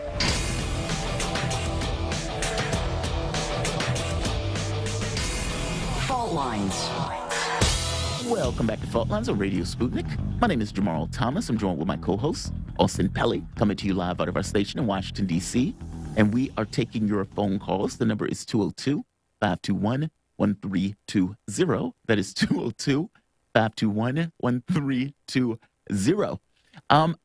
Our producer put this in the thing, no money for drug pipes. Feds douse social media firestorm. So apparently, people have feelings about the whole idea of Joe Biden taking $30 million in COVID money and putting into these safe space for crackheads thing. And I guess they're trying to tamp down on that thought that Biden loves crackheads. Also, I got to be honest, with a kid like Hunter Biden and with all of the information that's out on Hunter Biden, why would you support this policy? Like, you have a kid who has 3 laptops. For whatever reason, he can't keep his hands on his laptops. And in those laptops, you have his kid having conversations, loving conversations, intimate conversations with a working girl. And some of these conversations, he's balancing M&Ms on his penis to show you, this kind of sport event that's not in the Olympics, but a sport nonetheless. It should be. Well, yeah, it should be, right. Agree with Austin on that. And then you have him basically doing crack in other cases where he's like doing a crack pipe. And so it's like, is this really the program you want to get behind as President Joe Biden when you have a video of your own kid out there doing crack? I wouldn't do it. I don't think it's a good idea. I don't think it's politically advantageous. And even if it's a policy I basically agreed with, you would not catch me dead backing that particular policy, considering all of this kind of other stuff that's hanging around Joe Biden on this very specific front. And so the administration apparently doesn't necessarily like the press it's beginning on this. White House Press Secretary Jen Psaki said separately, it was never the intention to pay for drug pipes, and complained that any such impression was created by inaccurate reporting. Okay, were you paying for drug pipes? Nobody was thinking that you bought a crack pipe and gave it to somebody. People thought you were creating a safe space and that you were basically given a stipend or a certain amount of grant for people to be able to get those safe spaces where you can have like either safe needles or, I would imagine, safe pipes. So no, I don't think you're giving people a check to buy a crack pipe, but yes, I do believe you're giving that indirectly. And so the reporting is not necessarily wrong, even though it may be hyperbolic in the way that it's trying to put emphasis on it. Either way, it looks bad, sounds bad, and the president is basically, wait. Yeah. I'm not buying crack pipes. It seems like, well, first off, I've always wanted to say this. Biden hands out laptops like business cards. Hunter Biden. Yeah. Just that. But also in this article, it says, homemade pipes for smoking crack and methamphetamines may break easily or also release toxic fumes. Because of that, safer pipes may be one of the components of the kits. Interesting. But they also include other supplies such as alcohol wipes to clean hands, or a pipe, or lip balm for cracked lips. Are you serious? They have lip balm for cracked lips? Yeah. Like, not cracked lips, but cracked lips. There's a difference in those things. One is the ED, the other one is I think it has an ED. It has an ED. Okay. Cracked lips. But I'm confused. What is it? Are there going to be pipes or are there not going to be pipes? That's a good question. Are they going to have vote for Joe on the bottom of it? At the Like end of the stickers? Like I voted? And... Yeah. It's like, I did crack and I'm voting for Joe Biden. Thanks, Joe Biden. I don't know, man. I would say that it is a horrible story, though. And he should not have gotten behind this at all, especially having a son like Hunter Biden. Yeah. So something else that I keep getting a whole bunch of ads for this convoy now. Because, oh, really? Oh, you've been stalking the convoy and you're like, hey, so you want more they're like, information hey, want to join? Yeah. Apparently, it keeps getting reported that this LA to DC convoy is taking place. Yeah, but they're saying it now. They're saying the first day might even be on Super Bowl Sunday. Which I think, like, no. You're going to conflict of interest. Exactly. Like, we care so much. A third of the country watches it. Yeah. Over 100 million Americans watch it. It's like, that's not the day to start anything. Yeah, they're saying, like, it might be, and it's being played in LA, the Super Bowl. So that's why they're... Oh, okay. Well, maybe that does make sense then. You know what I see? If the Rams win, LA, you remember when the Eagles won and Philadelphia basically burned? Because people were in the streets, they were hanging onto lampposts and tearing them down, flipping cars, setting things on fire, all out of celebration. Vaguely, yeah.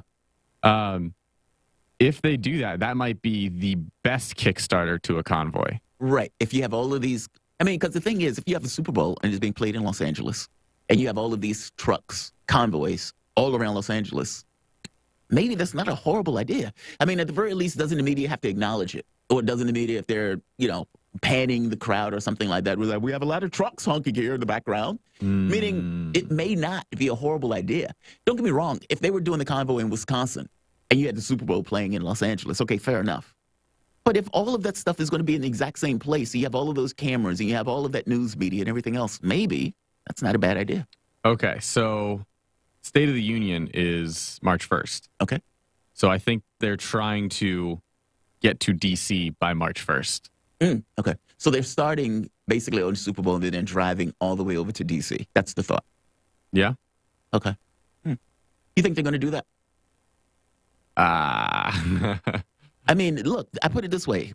One of the things that allows people to get in people's heads about doing this or that oftentimes depends on whether or not those people think what they're going to do is successful. People often don't like to do things that are just pointless.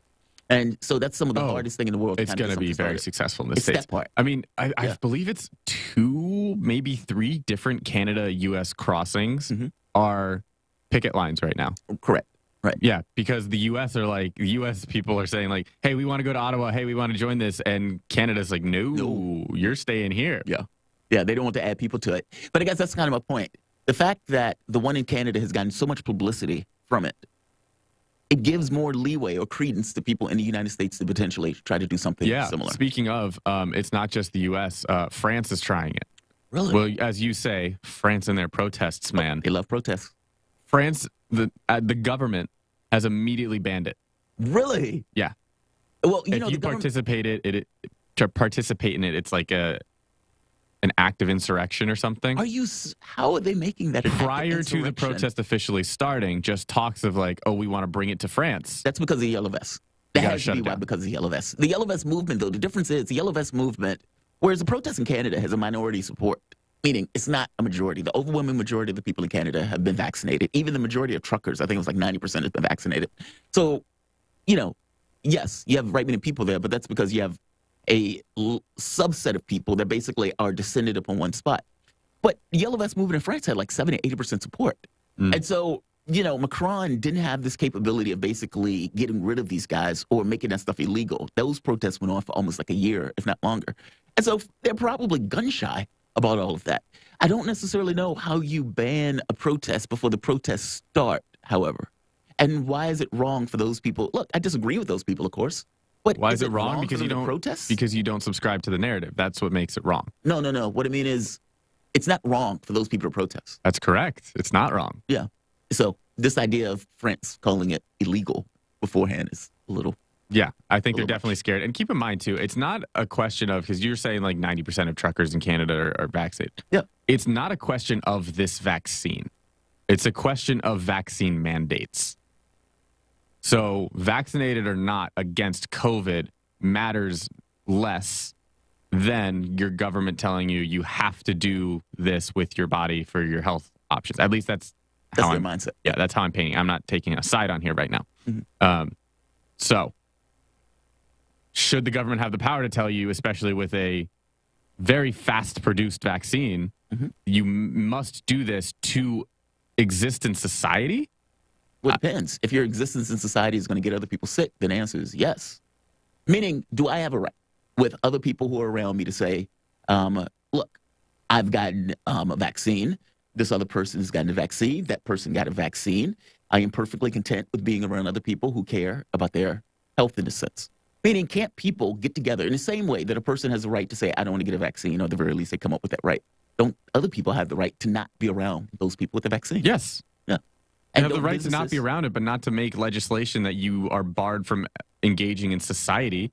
You can choose. I can choose that I don't like you, therefore not hang out with you. Right. But that doesn't mean that I'm not allowed in the same building as you, or you're not allowed in the same building as me. It depends. If you're infectious, or if you're doing stuff that you're basically getting other people infected, then yeah. I mean, especially guess at what? the beginning of this, vaccine or not, you're still getting people infected. At this point, yeah. But in the beginning of it all, that wasn't necessarily the case. Meaning in the beginning of it all, there wasn't these overt breakthroughs in the way that they are now with the Omicron. At this point, the politics of the stuff has changed in that way. So in that point, I agree with you now, but not back then. I mean, at the time where all of this first stuff but back then we were told to quarantine in our house anyway. Yes. Regardless of if you had it or not. Yeah, isolation. Lockdown. Yeah. You guys are listening to Fault Lines. Thomas and Pelly. Back in a moment.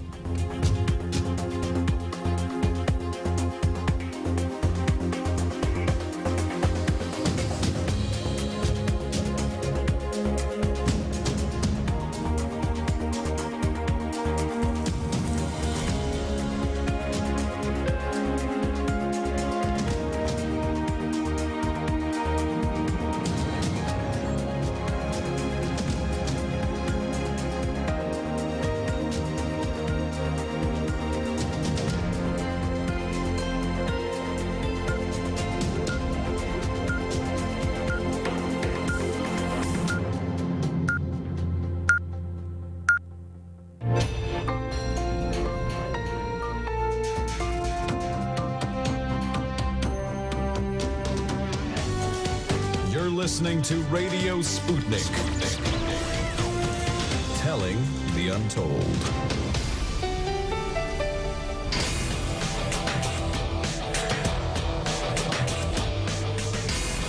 Fault lines.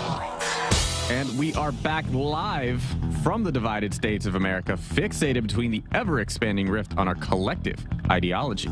I'm your political analyst fighting for the right, Austin Pelly. And in the left corner, I am your indefatigable, your ever-vigilant, your last man on the wall, your political analyst, Jamarl Thomas. That means that you are listening to Fault Lines with Thomas and Pelly. You got me so freaked out, man. What? Every time I'm like ready to do that intro, the hour top intro, I'm like, is it 9 yet? Shoot. Did I hit the hour? Clock. Just look at the clock. Yeah. I always have the clock like right here, and I would glance down to make sure that the thing is right. Well, yeah, I even pull up the time.gov so I can see the seconds and everything. And it's still that apprehension. Yeah, you know what? Time flies when you're having fun. Is that what it is? That's why work takes so long. Anyway. No, it's a good time. It gets a little heavy, but it's a good time. In COVID news, yesterday in the United States, there were 226,782 new COVID cases reported, along with 2,576 deaths. Over the past week, there have been an average of about 227,903 cases per day, a decrease of 63% from the average 2 weeks ago. 64% of the total American public has been fully vaccinated, and 76% of residents have received at least one dose. As of this morning, the coronavirus has infected 77,188,396 people across the United States and killed 911,072 people. In New York, Illinois, and Rhode Island, governors said they would soon end requirements that adults wear face coverings in public indoor places, and some, including Massachusetts, promised children would no longer have to wear them in schools. Dr. Anthony Fauci, the chief medical advisor for President Biden, said in an interview published Tuesday that the U.S. is almost past the full-blown pandemic phase of the coronavirus, and said he hopes that all virus-related restrictions could wind down in a few months. He did not mention a specific month or season, but told the paper that these restrictions, including mask mandates, could end soon. In national news, President Joe Biden is trying to jumpstart progress on his stalled domestic agenda by refocusing attention on one of his most popular proposals, limiting the cost of prescription drugs. Biden is traveling to Culpeper, Virginia, where the president will call attention to the unacceptable cost of medications. His proposals include capping out-of-pocket medication costs for Medicare recipients at $2,000 per year and insulin at $35 per month. In addition, Medicare would be allowed to negotiate prices for a limited number of prescription drugs, and drug makers would be required to pay rebates if they raise costs faster than inflation. But don't worry, drug makers, if all goes according to the trends, inflation's going to rise just as fast as you can rise the cost of the drugs. So don't worry, you're good. The provisions are part of Biden's expansive domestic agenda, Build Back Better. However, the legislation is at a standstill because of resistance from Democratic Senators Joe Manchin and Kyrsten Sinema. States are being given the go-ahead to build a nationwide network of electric vehicle charging stations that would place new or upgraded stations every 5 miles along interstate highways.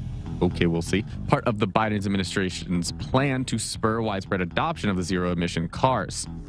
The administration announced the availability of $5 billion in federal funds to states over 5 years under President Joe Biden's infrastructure law, sketching out a vision of seamless climate-friendly car travel from coast to coast. Biden made a pledge during the presidential campaign to build a first-ever network of 500,000 charging stations. Bob Saget's death last month stemmed from an accidental blow to the back of his head, his family said in a statement Wednesday. The comedian and Full House star was found dead January 9th in a Florida hotel room. He'd performed in the area the night before as part of a stand-up tour.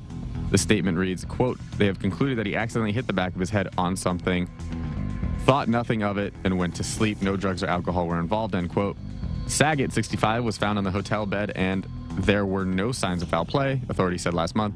A hotel security officer had entered the room after Saget failed to check out and called 911 when he found him unresponsive. More than half a dozen public schools right here in Washington, D.C. were evacuated yesterday afternoon after receiving anonymous bomb threats. After a sweep by police, no bombs were found at any of the 7 schools. There was an 8th bomb threat, but the school was not in session at the time. Investigations into the origin of the threats begin today in a joint cooperation between MPD and the FBI. In international news, Liz Truss, Britain's top diplomat, urged Russia to defuse tensions over Ukraine and take the path of diplomacy. Seated across the table from Truss with a grim face, Russian Foreign Minister Sergei Lavrov set a stern tone for the talks, emphasizing that Moscow won't accept Western lecturing. Moscow wants guarantees from the West that NATO won't allow Ukraine and other former Soviet countries to join as members, and for the alliance to halt weapon deployments to Ukraine and roll back its forces from Eastern Europe. The U.S. and NATO flatly rejected these demands. This comes as Russia begins a joint 10-day military exercise with Belarus as they have about at least 30,000 troops within the country that shares a border with northern Ukraine. India's most popular state, Uttar Pradesh, which has the population almost the size of Brazil, begins voting today in a series of elections seen as a key test of the popularity of Prime Minister Narendra Modi. Okay. And his ruling party, the Bharatiya Janata Party, the BJP. Close enough. Yeah. Okay, close enough. I couldn't nail that one either, so I'm not sure. Right. If the BJP retains Uttar Pradesh, it will give a huge boost going into their bid for a third successive nationwide victory. And in holiday news, today is National Umbrella Day, Fasting February, and in Malta, it's the Feast of St. Paul's Shipwreck. Those are your headlines. You're listening to Fault Lines with Thomas and Pelly. Feasting on one, fasting on the other. Feasting on... Oh, feast. Yeah, okay. It means feast day. Yeah.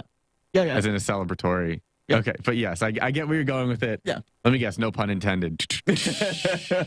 No, that's very cool. Very cool.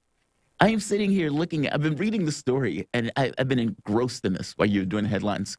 Is Zuckerberg's Meta in trouble? And they're basically asking this question about Meta and Facebook and whether or not Facebook, maybe not necessarily on the way out, but is having some severe major problems. And I'm fascinated by this. How long has Facebook been in operation? 18 years?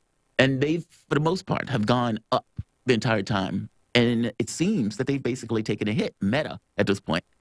And part of this has to do with other technology. So part of this, for example, Apple. Apple is basically making changes in the way that they are allowing data to be accrued and collected by various companies. Well, one of those companies happened to be Facebook. And they're expected to lose $10 billion in revenue because of a change Apple basically made to their own system. This doesn't hurt Google at all. In fact, Google benefits from it. And so Google has become another major competitor to Meta. I mean, companies like TikTok and some of these other companies, Reels, et cetera, are basically becoming a challenge for them, or at the very least, taking their profits or eating their lunch. And you even have this virtual reality backlash because, of course, they're trying to put goggles and all of this other stuff in and get people in this kind of immersive environment. Mm-hmm. Even that's not doing all that well. Facebook, is it on the way out? No. I think that they are too widespread. I think they did brilliant coming up through the years because they had a product that millennials took to very fondly. Oh, yeah, totally. And even brought in, very fondly. And then my generation, kind of the baby Zoomers, Gen Z, baby Zoomers? Baby Zoomers. It changed after the pandemic, so outgrown it. We are so over it. The only thing, it is literally a utility, not a social media platform. Right. I haven't updated mine since I think I was middle of high school. It's been years since I've updated mine. All I use it for are like various groups of like, hey, when to pick up Frisbee. And things like that. That's it. That app quickly grew outdated. But Facebook's no longer an app.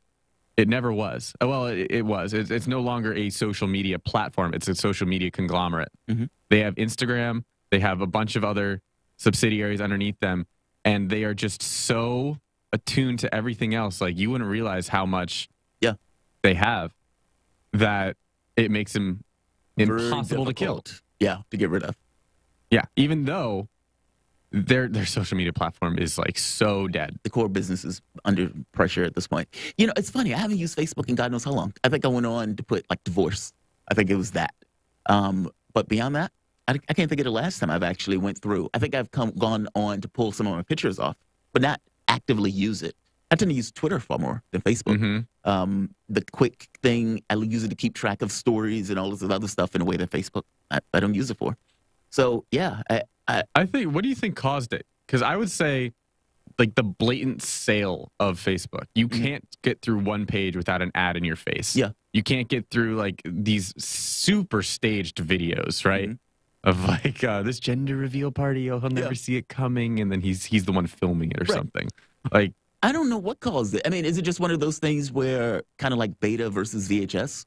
They were in during a certain time frame. They were able to catch fire on that time frame, and other technologies came and just kind of like think of like Kmart and Walmart.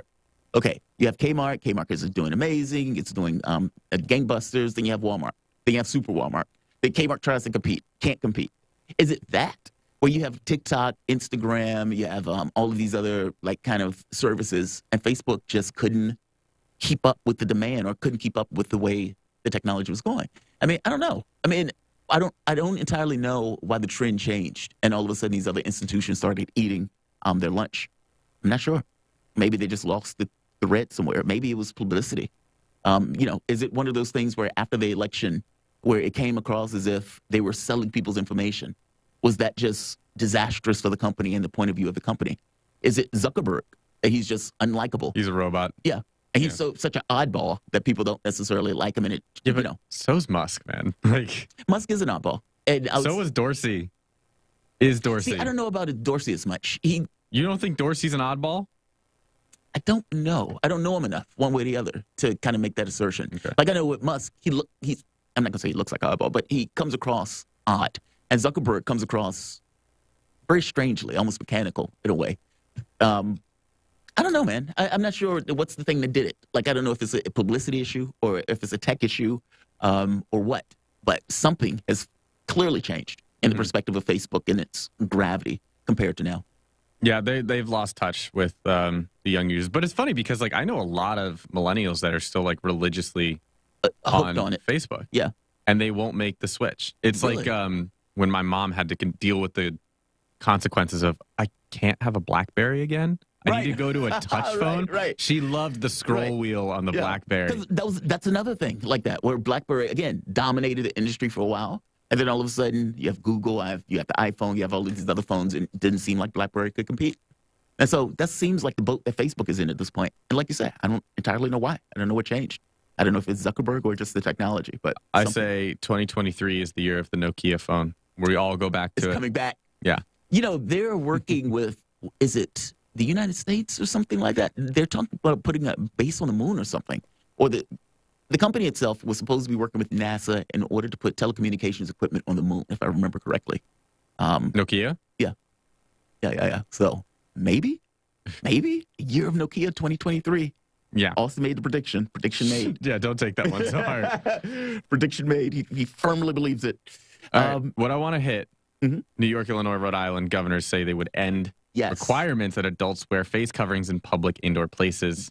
Is this political or is this, I mean, we're going to have a conversation with Goodwin about it, but before Goodwin comes on, political or just good politics at this point? Meaning, are they trying to help Joe Biden make it look as if Biden has this under control, he's bringing this together, we can now get rid of the mask, or is it not that?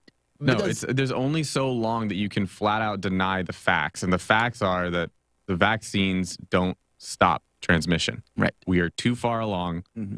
We have to stop thinking about it like we need to isolate, we need to alter everyday lives because of saving lives. Because if you're going to get it, you're going to pretty much get it anyway. Right. I understand wanting people to still wear masks in certain environments. Yeah, I think the mask thing is minor. I mean, if I'm being bluntly honest, like I think that's... Well, I mean, we've had it for like 2 years. Yes, we have. It's a long time. It's a long time. It felt like China. I remember when as soon as we got the mask mandates, and it was like seeing people walk through the streets with like full masks on. Yeah. I've seen it like out of pictures and videos from China constantly. Eerie. Yeah, it's very eerie. And it's like, man, we're there now. Yeah. It feels like a new reality almost when you're just kind of, I don't remember the day it hit me, but it was like walking down the street and everybody has a mask. And you're like, man, this feels so surreal. It feels so weird. And it was like 2 years ago, this wasn't reality. I mean, even when you're looking at movies or television, let's say it was back in, 2018, nobody has on a mask. And it just looks like a foreign world to you. I remember, yeah. I remember for like a couple months into the swing of the pandemic, watching a movie and being like, oh, he's going from outside into the store, and he doesn't immediately go for his pocket and right. put it on. I'm like, whoa, that's a so different weird. time. Or even the delivery, pizza delivery, where they used to come to the house, knock on the door, here's your money, thank you very much for the pizza, you walk away. And then the girl goes, I'm sorry, I don't have money to tip you. Is there another way I can pay you? Right. Right. Right. And then the pound, chicka, wow, that music comes into play. No, like, even that's weird now because we don't even do that now. When the person comes to the house, they put the pizza on the side or something to that effect, and they walk away. Everything's contactless. Yeah. How weird is that? And that's just 2 years. Human beings are pretty adaptable on that stuff. I don't know. The mask seems like a low investment in order to try to keep down transmission to me. I mean, to me. Other people don't necessarily like it. And look, it's not that I love them. I hate wearing those things. And so it's not that. But the same token, from the standpoint of, do you want to get infected or do you want to cut your chances of infection? I would prefer to cut the chances of infection. We, I want to come right back to this, but I have a standoff question. By the way, our next guest is coming on at 9:30. So we're going to go back into taking calls because this will be the last chance that you have for it. We're not going to go to break because we're going to say right on here, but number's 202-521-1320. Love to talk about this. Anything else on your mind? Love to have you. But yeah, so my standalone question, you can even comment on this question because I'm genuinely curious. Are you a mask while driving in your car alone kind of person? No. Oh, God, no. Because that's been like the running joke I've seen on TikTok of it just seems ridiculous. Republicans or conservatives. They'll say something like, they'll go on and just a cold statement of like, man, everyone who was at January 6th are terrorists. They need to be imprisoned and maybe even the death. Okay, well, now that all the liberals are here, how's my form? And the dude has like 5 masks on. He's in his car just by himself. He's in like a little Prius and stuff like that. And it's so common. It's strangely common. I understand if you're like an Uber driver or something like that having to wear it because you're passenger. But like I would look over in my car and like 2-3 masks, a mask and a face shield driving by yourself. That's so weird to me. If I'm outside, I'm not wearing a mask unless like we're in a packed thing. And if I'm in my car, I'm certainly not wearing a mask. Yeah. Well, actually, isn't it that the CDC wants you? First off, nobody wears masks the way that they should, as the CDC says, because you should, like, disposable, one-time use, or N95s, so you've got to change out the filter. Yeah, and nobody does that. No, and if you even wear a cloth mask, you have to have multiple layers, and you have to wash it every time. Yeah. Who's doing that? Cloth masks don't work. I mean, I don't put any stock in cloth masks, but either way, yeah, nobody does it exactly that way. And I got to be honest, I don't know anybody who wears it in the car, even though I see people doing it.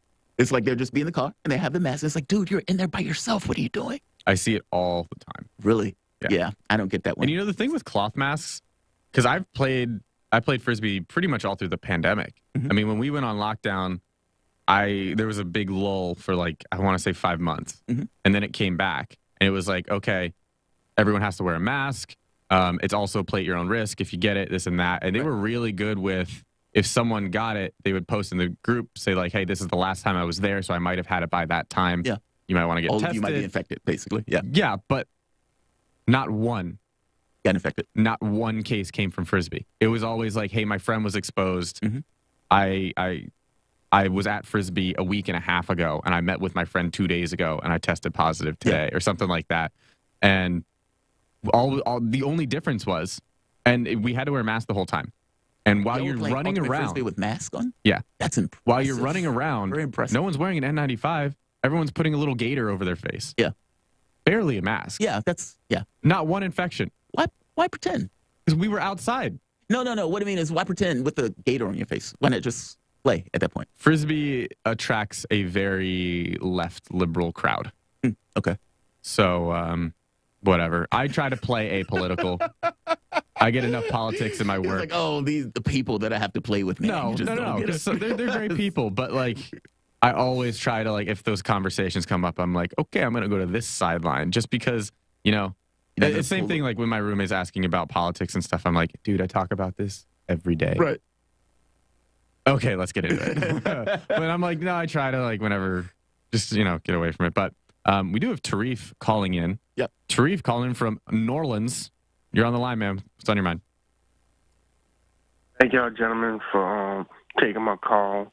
I came across a story that this corporation, this group that deal with technology is working on this neural technology to put implants in people's spine that's paralyzed, and it's showing good progress good results because people that have been paralyzed, their legs or whatever, they can take them 5 months to rehabilitate themselves to walk, and you see proof of people getting up trying to walk. Of course, they got to constantly practice because they didn't use their legs and muscles in a long time. So I got to get the name of the company because I didn't see the name of it, but it's pretty good. At least there's some hope for humanity, pushing humanity forward. We should be investing in that stuff whole hog. Instead of $30 million for crackheads, we should be, I'm just saying, being honest. Yeah, that's true. How about a drug program to help people get off of drugs? That's what I was saying. I would be totally fine with the safe injection sites if it includes like a trade-in program plan or something to get them off of it, to help give the option in whatever way that is. Yeah. In multiple facets of life. But go ahead, Tarif. Yeah, exactly right. South Sudan, Ethiopia, and Kenya is working on $25 billion project to connect their countries together with electricity and roadways and different and things of that, which is good because that just that would help pull people out of poverty in that part of that world, and it's going to be good, and also going to connect to those mega highways they have planned for Africa too. It's a good thing. That would be good. Agreed. Yeah, that's where Africa needs some more infrastructure and more power plants. South Africa is building a new generation, from what I understand, nuclear power plant. Here's going to be an upgraded version of a third power plant. Oh, this is what I want to bring up, Jamal. I was saying something yesterday that they made a breakthrough with fusion power out of Britain, I think, in the U.S., dealing with heat. So, I want to get it's two articles I saw. It was pretty good. So if vaccines. Right here, UK scientists smashed nuclear fusion power record. Major breakthrough on energy fusion. Let's see. And right here, European scientists say they have commercials. Right here, European scientists say they have made a major breakthrough in their quest to develop practical nuclear fusion, the energy process that powers the sun. This is basically fusing atoms together, creating energy when you're fusing these particles together. The UK Jet Propulsion Laboratory has smashed its own world record for the amount of energy it can extract by squeezing together two forms of hydrogen. If the nuclear fission can successfully recreate it on Earth, it holds out the potential for virtually unlimited supplies of low carbon, low radiation energy. Basically produces just water. Imagine the U.S. I know this is Britain, but imagine if the U.S. says F-22 Raptors powered by the sun. Our subs, well, kind of. We have fission or nuclear subs, but those things are like fission power. Tarif, this would be phenomenal, man. This would be great. Look, I am one of those people that believes we should be dumping a huge amount of resources and energy into this type of research as opposed to, sending weapons to Ukraine or, for that matter, the countries at each other's throats. Think of how much money we spend on military across the world. If you're talking about just the United States. What do you think this research is going to go to immediately? It's going to go to military, but it's also going to go to energy production around the world in general. We're talking about fusion power at this point. And so yes, there will be a military application for it, of course. But also, in addition to the military application, it would supplant the energy systems around the planet of Earth. And whatever conflict and everything else that we might be having because of energy or lack thereof, this would be significant. Not to mention even producing items, products, all of those things. It will cut down on the cost of those items, making those things a little bit more inexpensive for people who basically need it. I don't know. It's a positive thing. Yeah. Tarif, thank you for the call, man. We got to go to other callers. We're still taking more. 202-521-1320. Brave calling in from Atlanta. Brave, you're on the line. What's on your mind, man? Hey, good morning, guys. Actually, I got a question. An interesting thing came up. It came across my mind. I've been trying to find resources to see if anyone has done any investigative journalism, any kind of investigative reports on the pharmaceutical companies and the deals the contractual deals they actually made with all of these different governments for the purchase of not only the purchase of the vaccines, but also the commitments they have to make towards it. Because it came up, I think, so a while back in the UK, a few months ago, well, not even a few months ago, I think it was maybe like a month or two, there was a big uproar. Some of the representatives around the floor kind of basically going off because they had requested documentation on the contract that their government had, and I'll get you guys a clip, but they requested documentation on the contract the government had signed with, I believe it was Pfizer or Moderna, one of them. Mm-hmm. They finally received it, and it was completely redacted, like black pages, and so they couldn't, as representatives for their country, they couldn't even look into it to see what deals were cut and what the obligations were. Oh, wow. Wait, you're saying that the deal that, let's say, Pfizer made with the UK government in order to get the vaccine or whatever kind of drugs they were getting for it, they basically blacked those out so the public couldn't necessarily see what the deal was. Right. Yes, but as if it was classified, which shouldn't be, because it's the government. That should all be public information, right? And I know there was something similar dust-up that was made here, or accusation that was made here in the States. Like, for instance, I know Justin Trudeau. He's come under some fire because they purchased. This was, I think Kim Iverson was one that did this. But they purchased X amount of jabs, right? But far more than the people that they have there, right? And I think it was her radar yesterday, as a matter of fact. And so he's obligated to move these things. And that got me thinking. I'm like, I wonder how many different governments and representatives who even 73 even get into, how do you investigate that? 73 was the answer.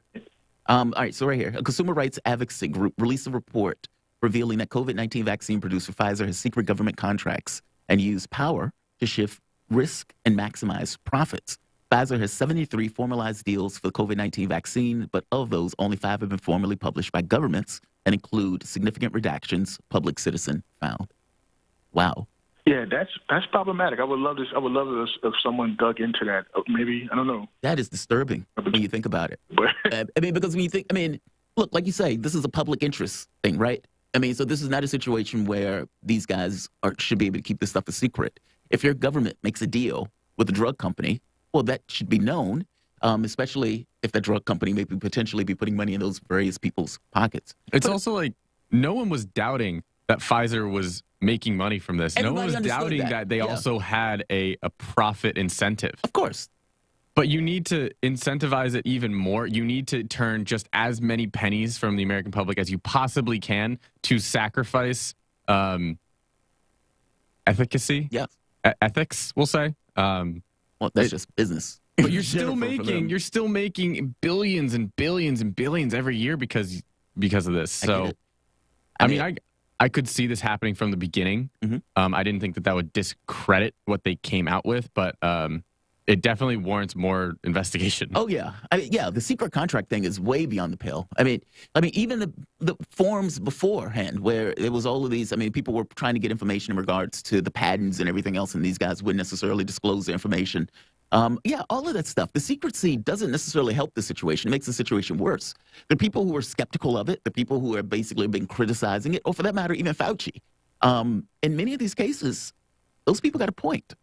And on this, they definitely have a point. Why is the government, and many of these governments, coming up with secret contracts with drug companies? Why? And why is it secret in the first place? What are they not disclosing to the American public or to the public in general that they believe the public will be aghast if they read?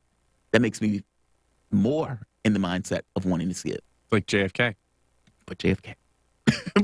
No, it's like JFK. Oh, well, right. 50 years. Mm-hmm. 50 years. And it's like we still can't disclose it. But there's nothing to see here.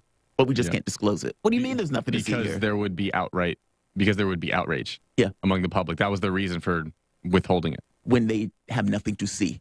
It's like they'll be outraged at not seeing anything. Okay, sure. Totally. You guys are listening to Fault Lines. Thomas and Pelly. We're coming back with Michael Goodwin. Michael Goodwin is one of my favorite guys. I love the guy. He's always really good back and forth. And so we're going to be having this conversation about whether the mask mandates and those type of things, meaning the unraveling and pulling back of those things by Democratic governors, is that political or is that medical? Or is there some other reason that these guys are basically taking this tack right now? You guys are listening to Fault Lines, Thomas and Pelly. We will be back in a moment.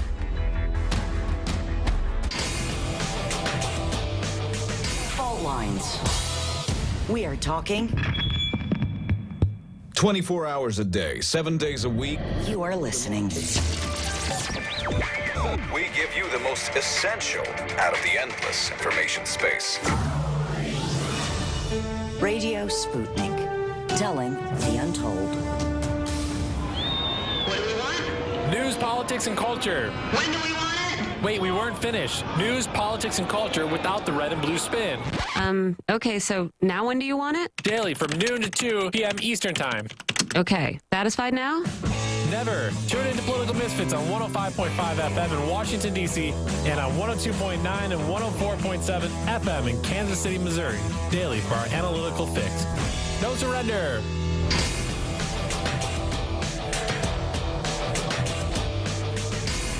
Fault lines. Welcome back to Fault Lines on Radio Sputnik. My name is Jamarl Thomas. I'm joined with my co-host, Austin Pelly, coming to you live out of our station in Washington, D.C.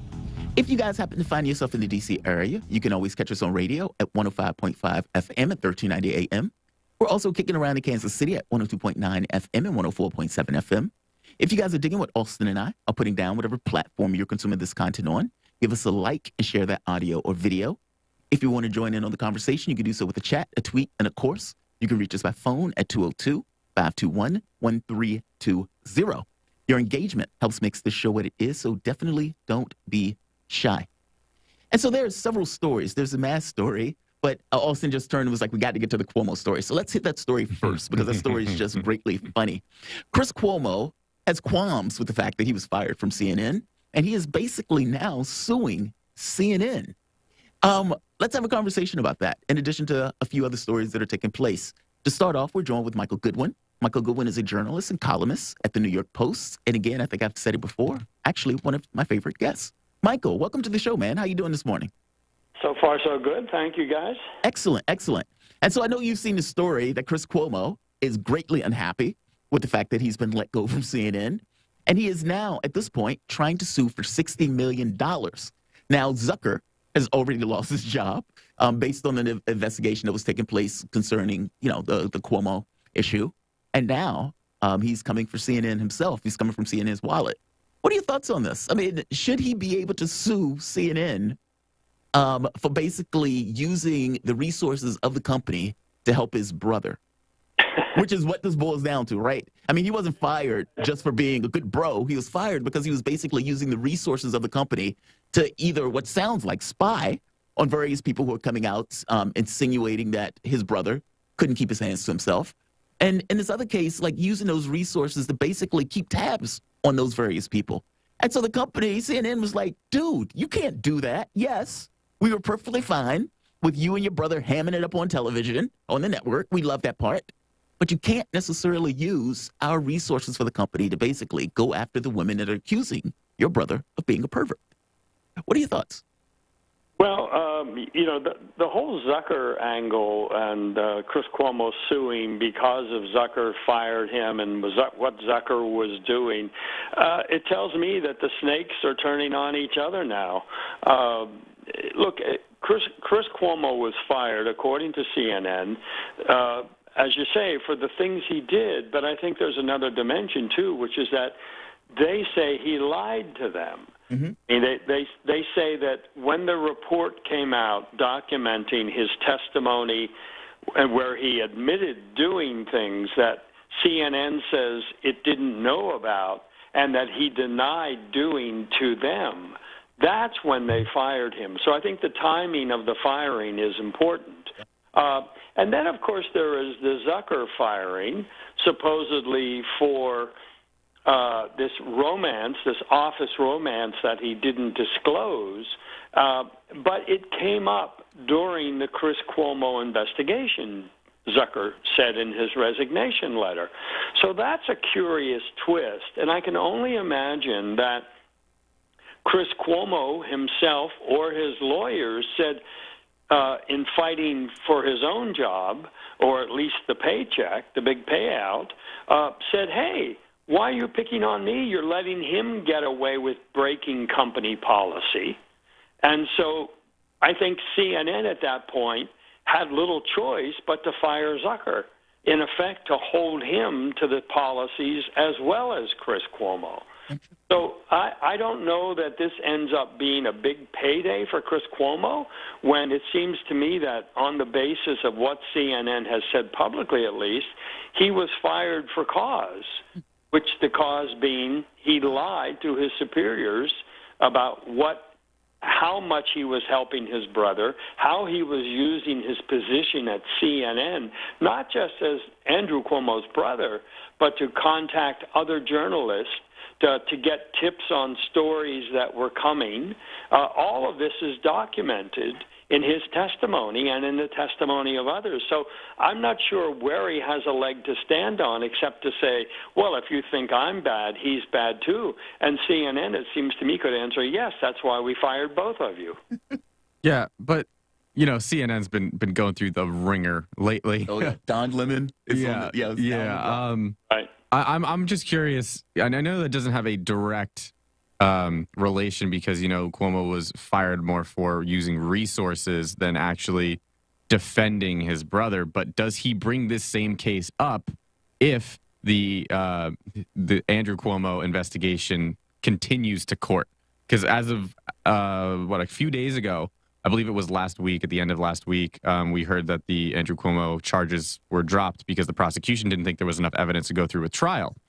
So does this kind of give fuel to the fire of Chris Cuomo saying, like, see, I even did nothing wrong because I was defending an innocent man. I was being a good brother. I was doing what I had to do for my family, and I still got canned over it. Yeah. Does it add fuel to the fire? And, I mean, would he have gone through with it if those charges kept going?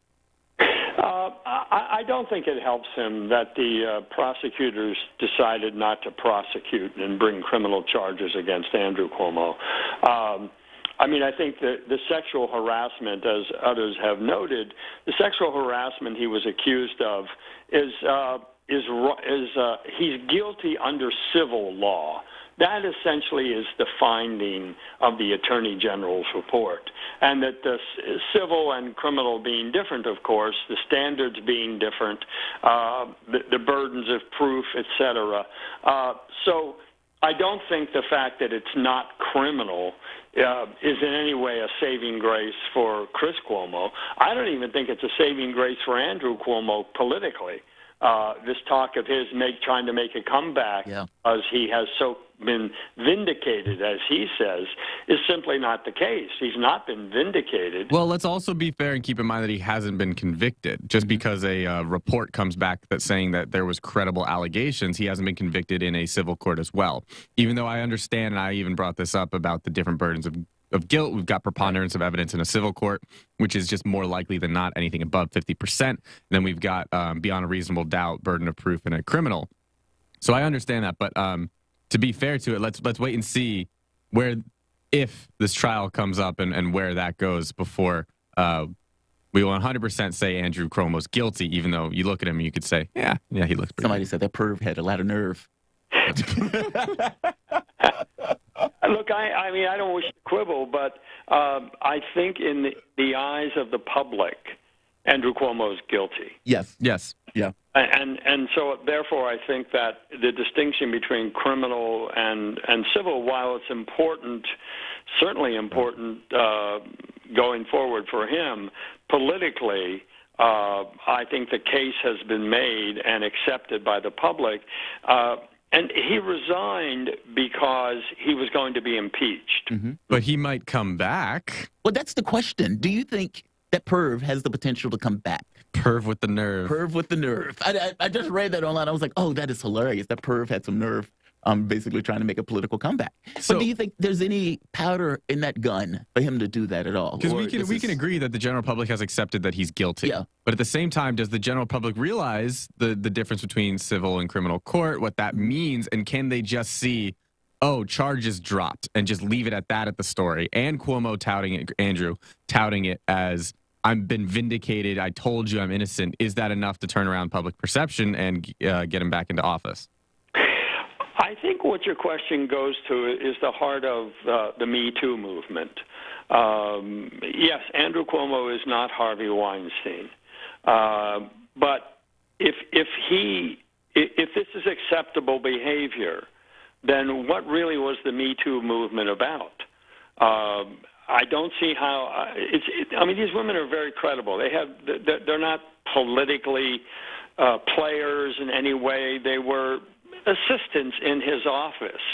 And the charges and the pattern, I think, is well documented. And we have photos of some of these things. I mean, we have this graphic testimony. There were 11 of them. 11. So to come back politically, I think you have to run, because he's saying that none of it happened. Yeah. So he's saying all 11 are lying.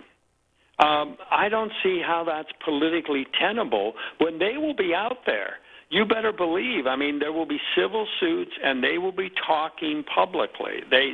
Most of them have lawyers, so this isn't. He can't just, I think, put this in the rearview mirror so easily. I think, and don't forget, the entire entire Democratic establishment told him to resign, including Joe Biden. Yeah. So Chuck Schumer, et cetera, et cetera. So there isn't, I think, a leg for him to stand on politically. Yeah, I mean, the Me Too movement was, in the Democratic Party more than anywhere else. And I know that, they flaked out on it big time when Joe Biden basically got in office and Joe Biden had Tara Reid basically pointing the finger at him and everything else. But I don't get the feeling that anybody is going to go to the mat for Cuomo on this, especially not now. Right, yeah. I mean, look, the Me Too movement is largely about the workplace. Mm-hmm. And that's where all of this happens. Yeah, agreed. One of the things I want to move to or pivot to has to do with the mask removal. And I wanted to get your take on that. You had many of the governors, what was it, the governor of Massachusetts, basically. All New England. New England, right. California. Yeah, they're basically saying Rhode Island, New York, Illinois, Rhode Island, Massachusetts. They're basically pulling off the mask. Connecticut. Do you think this is a political issue, or do you think this is a medical thing? And the reason I ask this, is this a situation where, okay, we want to help Biden by making it look as if the president has this under more control than what the president actually has it under control with? I mean, the number of deaths hasn't necessarily gone down, even though the case count has gone down. Is that what this is? I mean, but because there are two ways to look at that. In one sense, you could say, well, they're leaving Biden behind, that Biden hasn't made that choice himself of saying, okay, we're going to cut down on the mask restrictions and everything else. Yes, you have Fauci kind of making noise, but the administration hasn't necessarily come out with it. So does it look as if the own Democratic governors are basically leaving Joe Biden in the rears, where Joe Biden becomes less relevant on the issue of COVID? Or is it the other way, where the thought is, we're going to make it look as if Biden has this under control, so much so that we're going to get rid of the mask in our states, in these Democratic states? What are your thoughts on this? Or is there something else that's going on behind the scenes that I'm just not entirely seeing? Well, your second point about we're going to claim victory and move on, some are trying that. Sean Patrick Maloney, for example, who's running the re-election campaign for House Democrats, the overview, he's trying to make that case. We succeeded because we followed these strict regimens, and now we're declaring victory and moving on.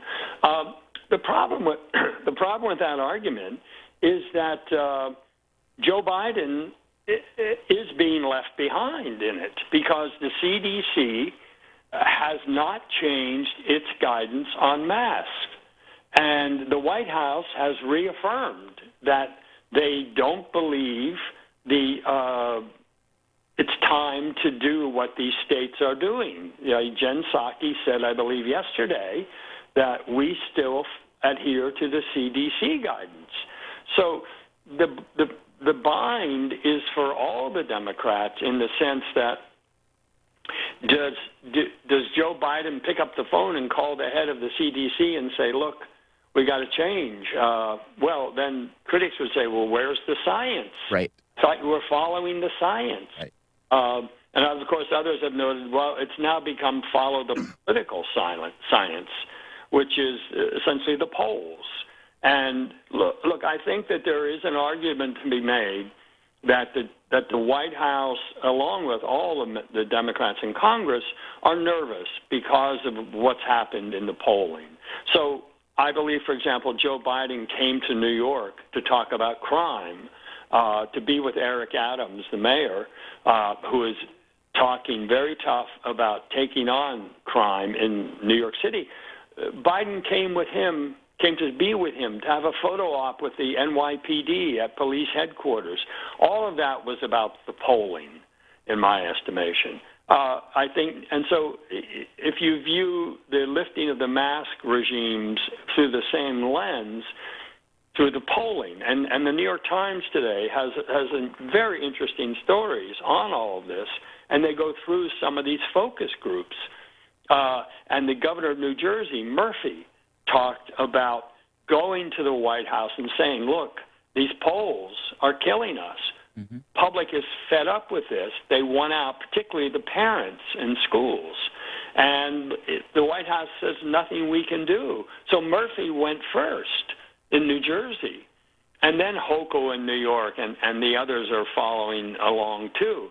So, but it was directly related to public unhappiness, not about the science, about public unhappiness. That's political.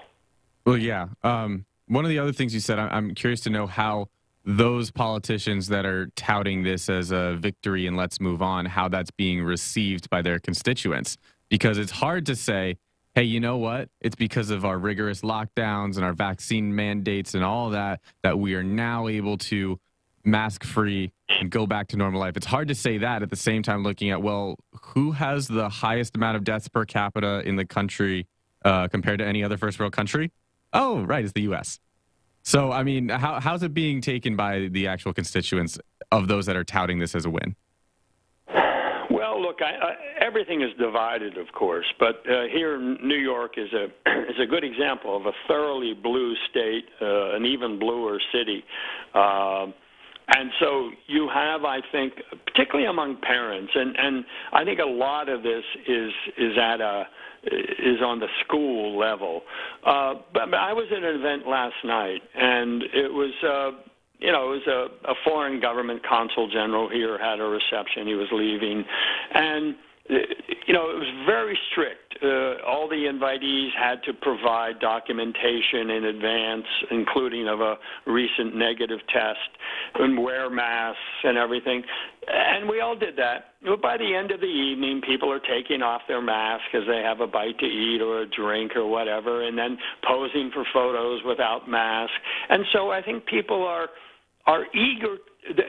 They're torn. They're torn between wanting to get back to normal, wanting to have just some social relationships that are what they were before, and also this fear. But the fear is receding the more they learn about Omicron. When the CD said, oh, cloth masks don't help. Well, we can have a bonfire then of all the... That's true.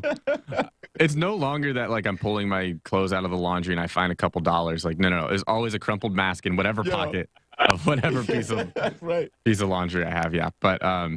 We'll all have flashback memories when we find the mask, at the bottom of the dresser sometime. Yeah, I've always said, going into this, you know how you grew up listening to the old man in the room that would say, back in Nam. Oh, man, that's going to be us. We're going to say, hey, kid, I survived through the great pandemic of COVID-19. And our people are going to say, well, it's 2020 when it came to the States. Whatever. I survived through the great pandemic. If I can do it, you can do it. That's right. Yeah. But yeah, so with these mask mandates, who gets credit for it? Because it's Democrats that are now jumping onto the bandwagon, but guess who's been doing it for pretty much this whole time? I mean, at this point, and I would say for at least, let's say like a month or two, at least in 2022, to deny that this is endemic at this point is just bordering on naive, because we are in an endemic stage of this. No vaccines that are coming out or boosters are preventing this transmission. We are past that stage. So, and we've had, let's say, I don't know, Ron DeSantis, who's been saying, no, we're taking away mask mandates in schools. I don't care. And we've had Youngkin, who signed an executive order that said the schools can't do this. Yeah, if you don't want your kid to come in with masks, and guess what? It might be a little bit of inconvenience for adults, but trying to teach kids and trying to keep masks on them while they're rambunctious and running around and trying to get them, it's hard enough to focus on topics let alone having to make sure that you're always wearing their mask properly. So who should get credit for these mask mandates and vaccine mandates reprieve? Well, look, I think if you view it from 30,000 feet, it's pretty clear that one party was the most adamant about the mandates, and the other party was, had defectors. I mean, Youngkin in Virginia, DeSantis in Florida, all along were pretty resistant to this one-size-fits-all thing. And I think that's largely what this is about. It's about vaccines as well, that I think the conservatives, the smaller government types, they went along in many cases. I count myself as one of them in a way. I'm not anti-vaccine, but I have to say I have shudders when I think of people who are losing their jobs because they didn't get vaccinated, even though many people who are vaccinated got sick. Mm-hmm. So it just seems to me that this whole mandate mania has gone too far. And so while I think it's important that you get vaccinated, and I certainly did, and I got the booster, and everyone in my family did, I also feel that this mandating everything, requiring it, or you can't go to work, I mean, could that have something to do with the backlogs that we have in this country, supply chain issues within the country itself? Did we really want to fire nurses and attendants in nursing homes and hospitals? I mean, was that smart? I don't think we wanted to. About the virus? Well, I don't think we wanted to, but I think it boils down to this notion of, is it okay for your nurse or for your doctor to basically be undefended? And look at the field we're even talking about. We're talking about the medical field. And the guy who's supposed to be treating you, who's supposed to be the kind of avatar of that particular field, for him not to get the vaccine or for him not to get it, especially when we're not talking about Omicron. Like if we were talking about Delta, we were talking about the original version of it that had higher propensity to basically prevent the transmission as opposed to Omicron that seems to just break through pretty much everything at this point. But I don't know. I don't. Look, like I said, I'm 51-49 on the whole mandate of vaccinations thing. I don't necessarily like it, even though I get what they were trying to accomplish, and I get the situation that you're in where you're losing nearly 1 million people. You take aggressive action in order to try to stem the number of people that you're losing. But at this point, like Austin said, it comes across, it seems to be endemic at this point. And I guess people are tired of trying to kind of live their life in this kind of weird isolation with the thought that, okay, this is going to change at some point and sometime in the future we're going to be back to normal. I think people are getting tired of it. And I think they're getting to the point where they're basically accepting we just got to live with it. And we got to live with it going forward, whatever that looks like. And we can't keep being, I don't know, this kind of captive audience, or captive audience is not the right word for it, but this kind of, it's not even a hostage crisis, even though it kind of feels that way. But just this under siege mentality constantly, it has to give way at some point. And it seems like this is where we are. Are Democrats going to be punished for the provisions that they put into place coming up in the midterms? Meaning, do them doing this and pulling back on it, does that release the pressure? You made a point about it yourself, about the polling. I just saw this poll for Real Clear Politics showing that in an aggregate of polls, for the first time, Biden is under 40%. That's an aggregate, meaning it's not like one poll, it's multiple polls, and he's coming under 40%. Now, do you think that's policy issues? And how much do you think the COVID stuff factors into that? I do think his handling of COVID overall is a significant deficit for him. You have to remember back, as many people do, when he said of Donald Trump that if 200,000 people died on a president's watch, that person should no longer be president. Yep. Oh, where are we now? Roughly 500,000, I believe.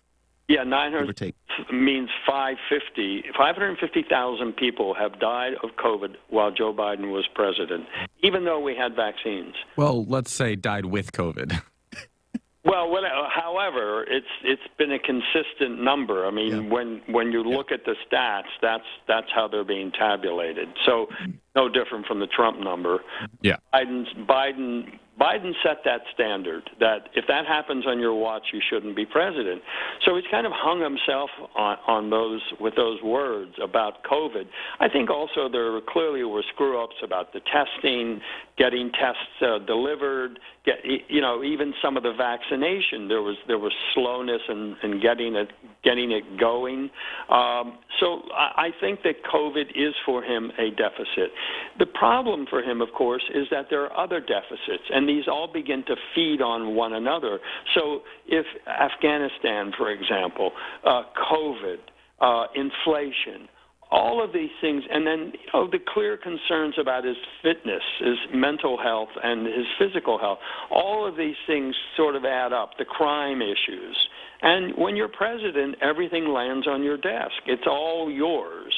And so I think that he's going to have a very hard time climbing out from. I mean, these polls, as you say, this is no longer an outlier. This is now the consistent finding of the polls that he is 14 to 15 to 16% underwater.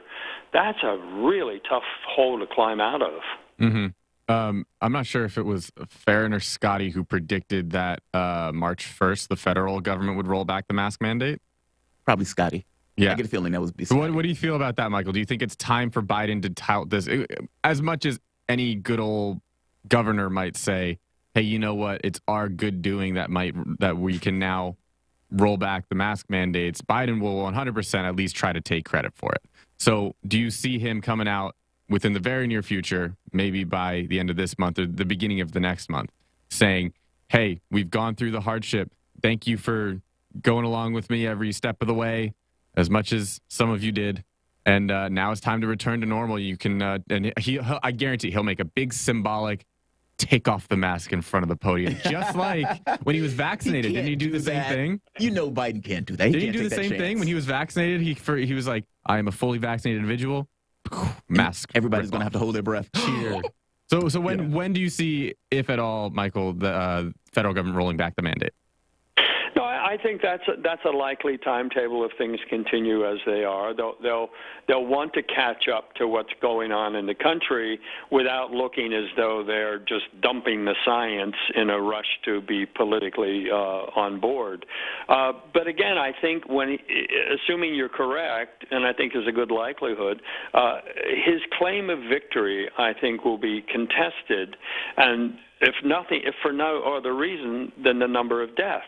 Mm-hmm. So it's going to be very hard to claim victory over COVID when so many people have died under your presidency. I think and also I think there is, particularly, I don't think we've done justice in this conversation to the school issue, mm-hmm. is that is the thing that is animating most people.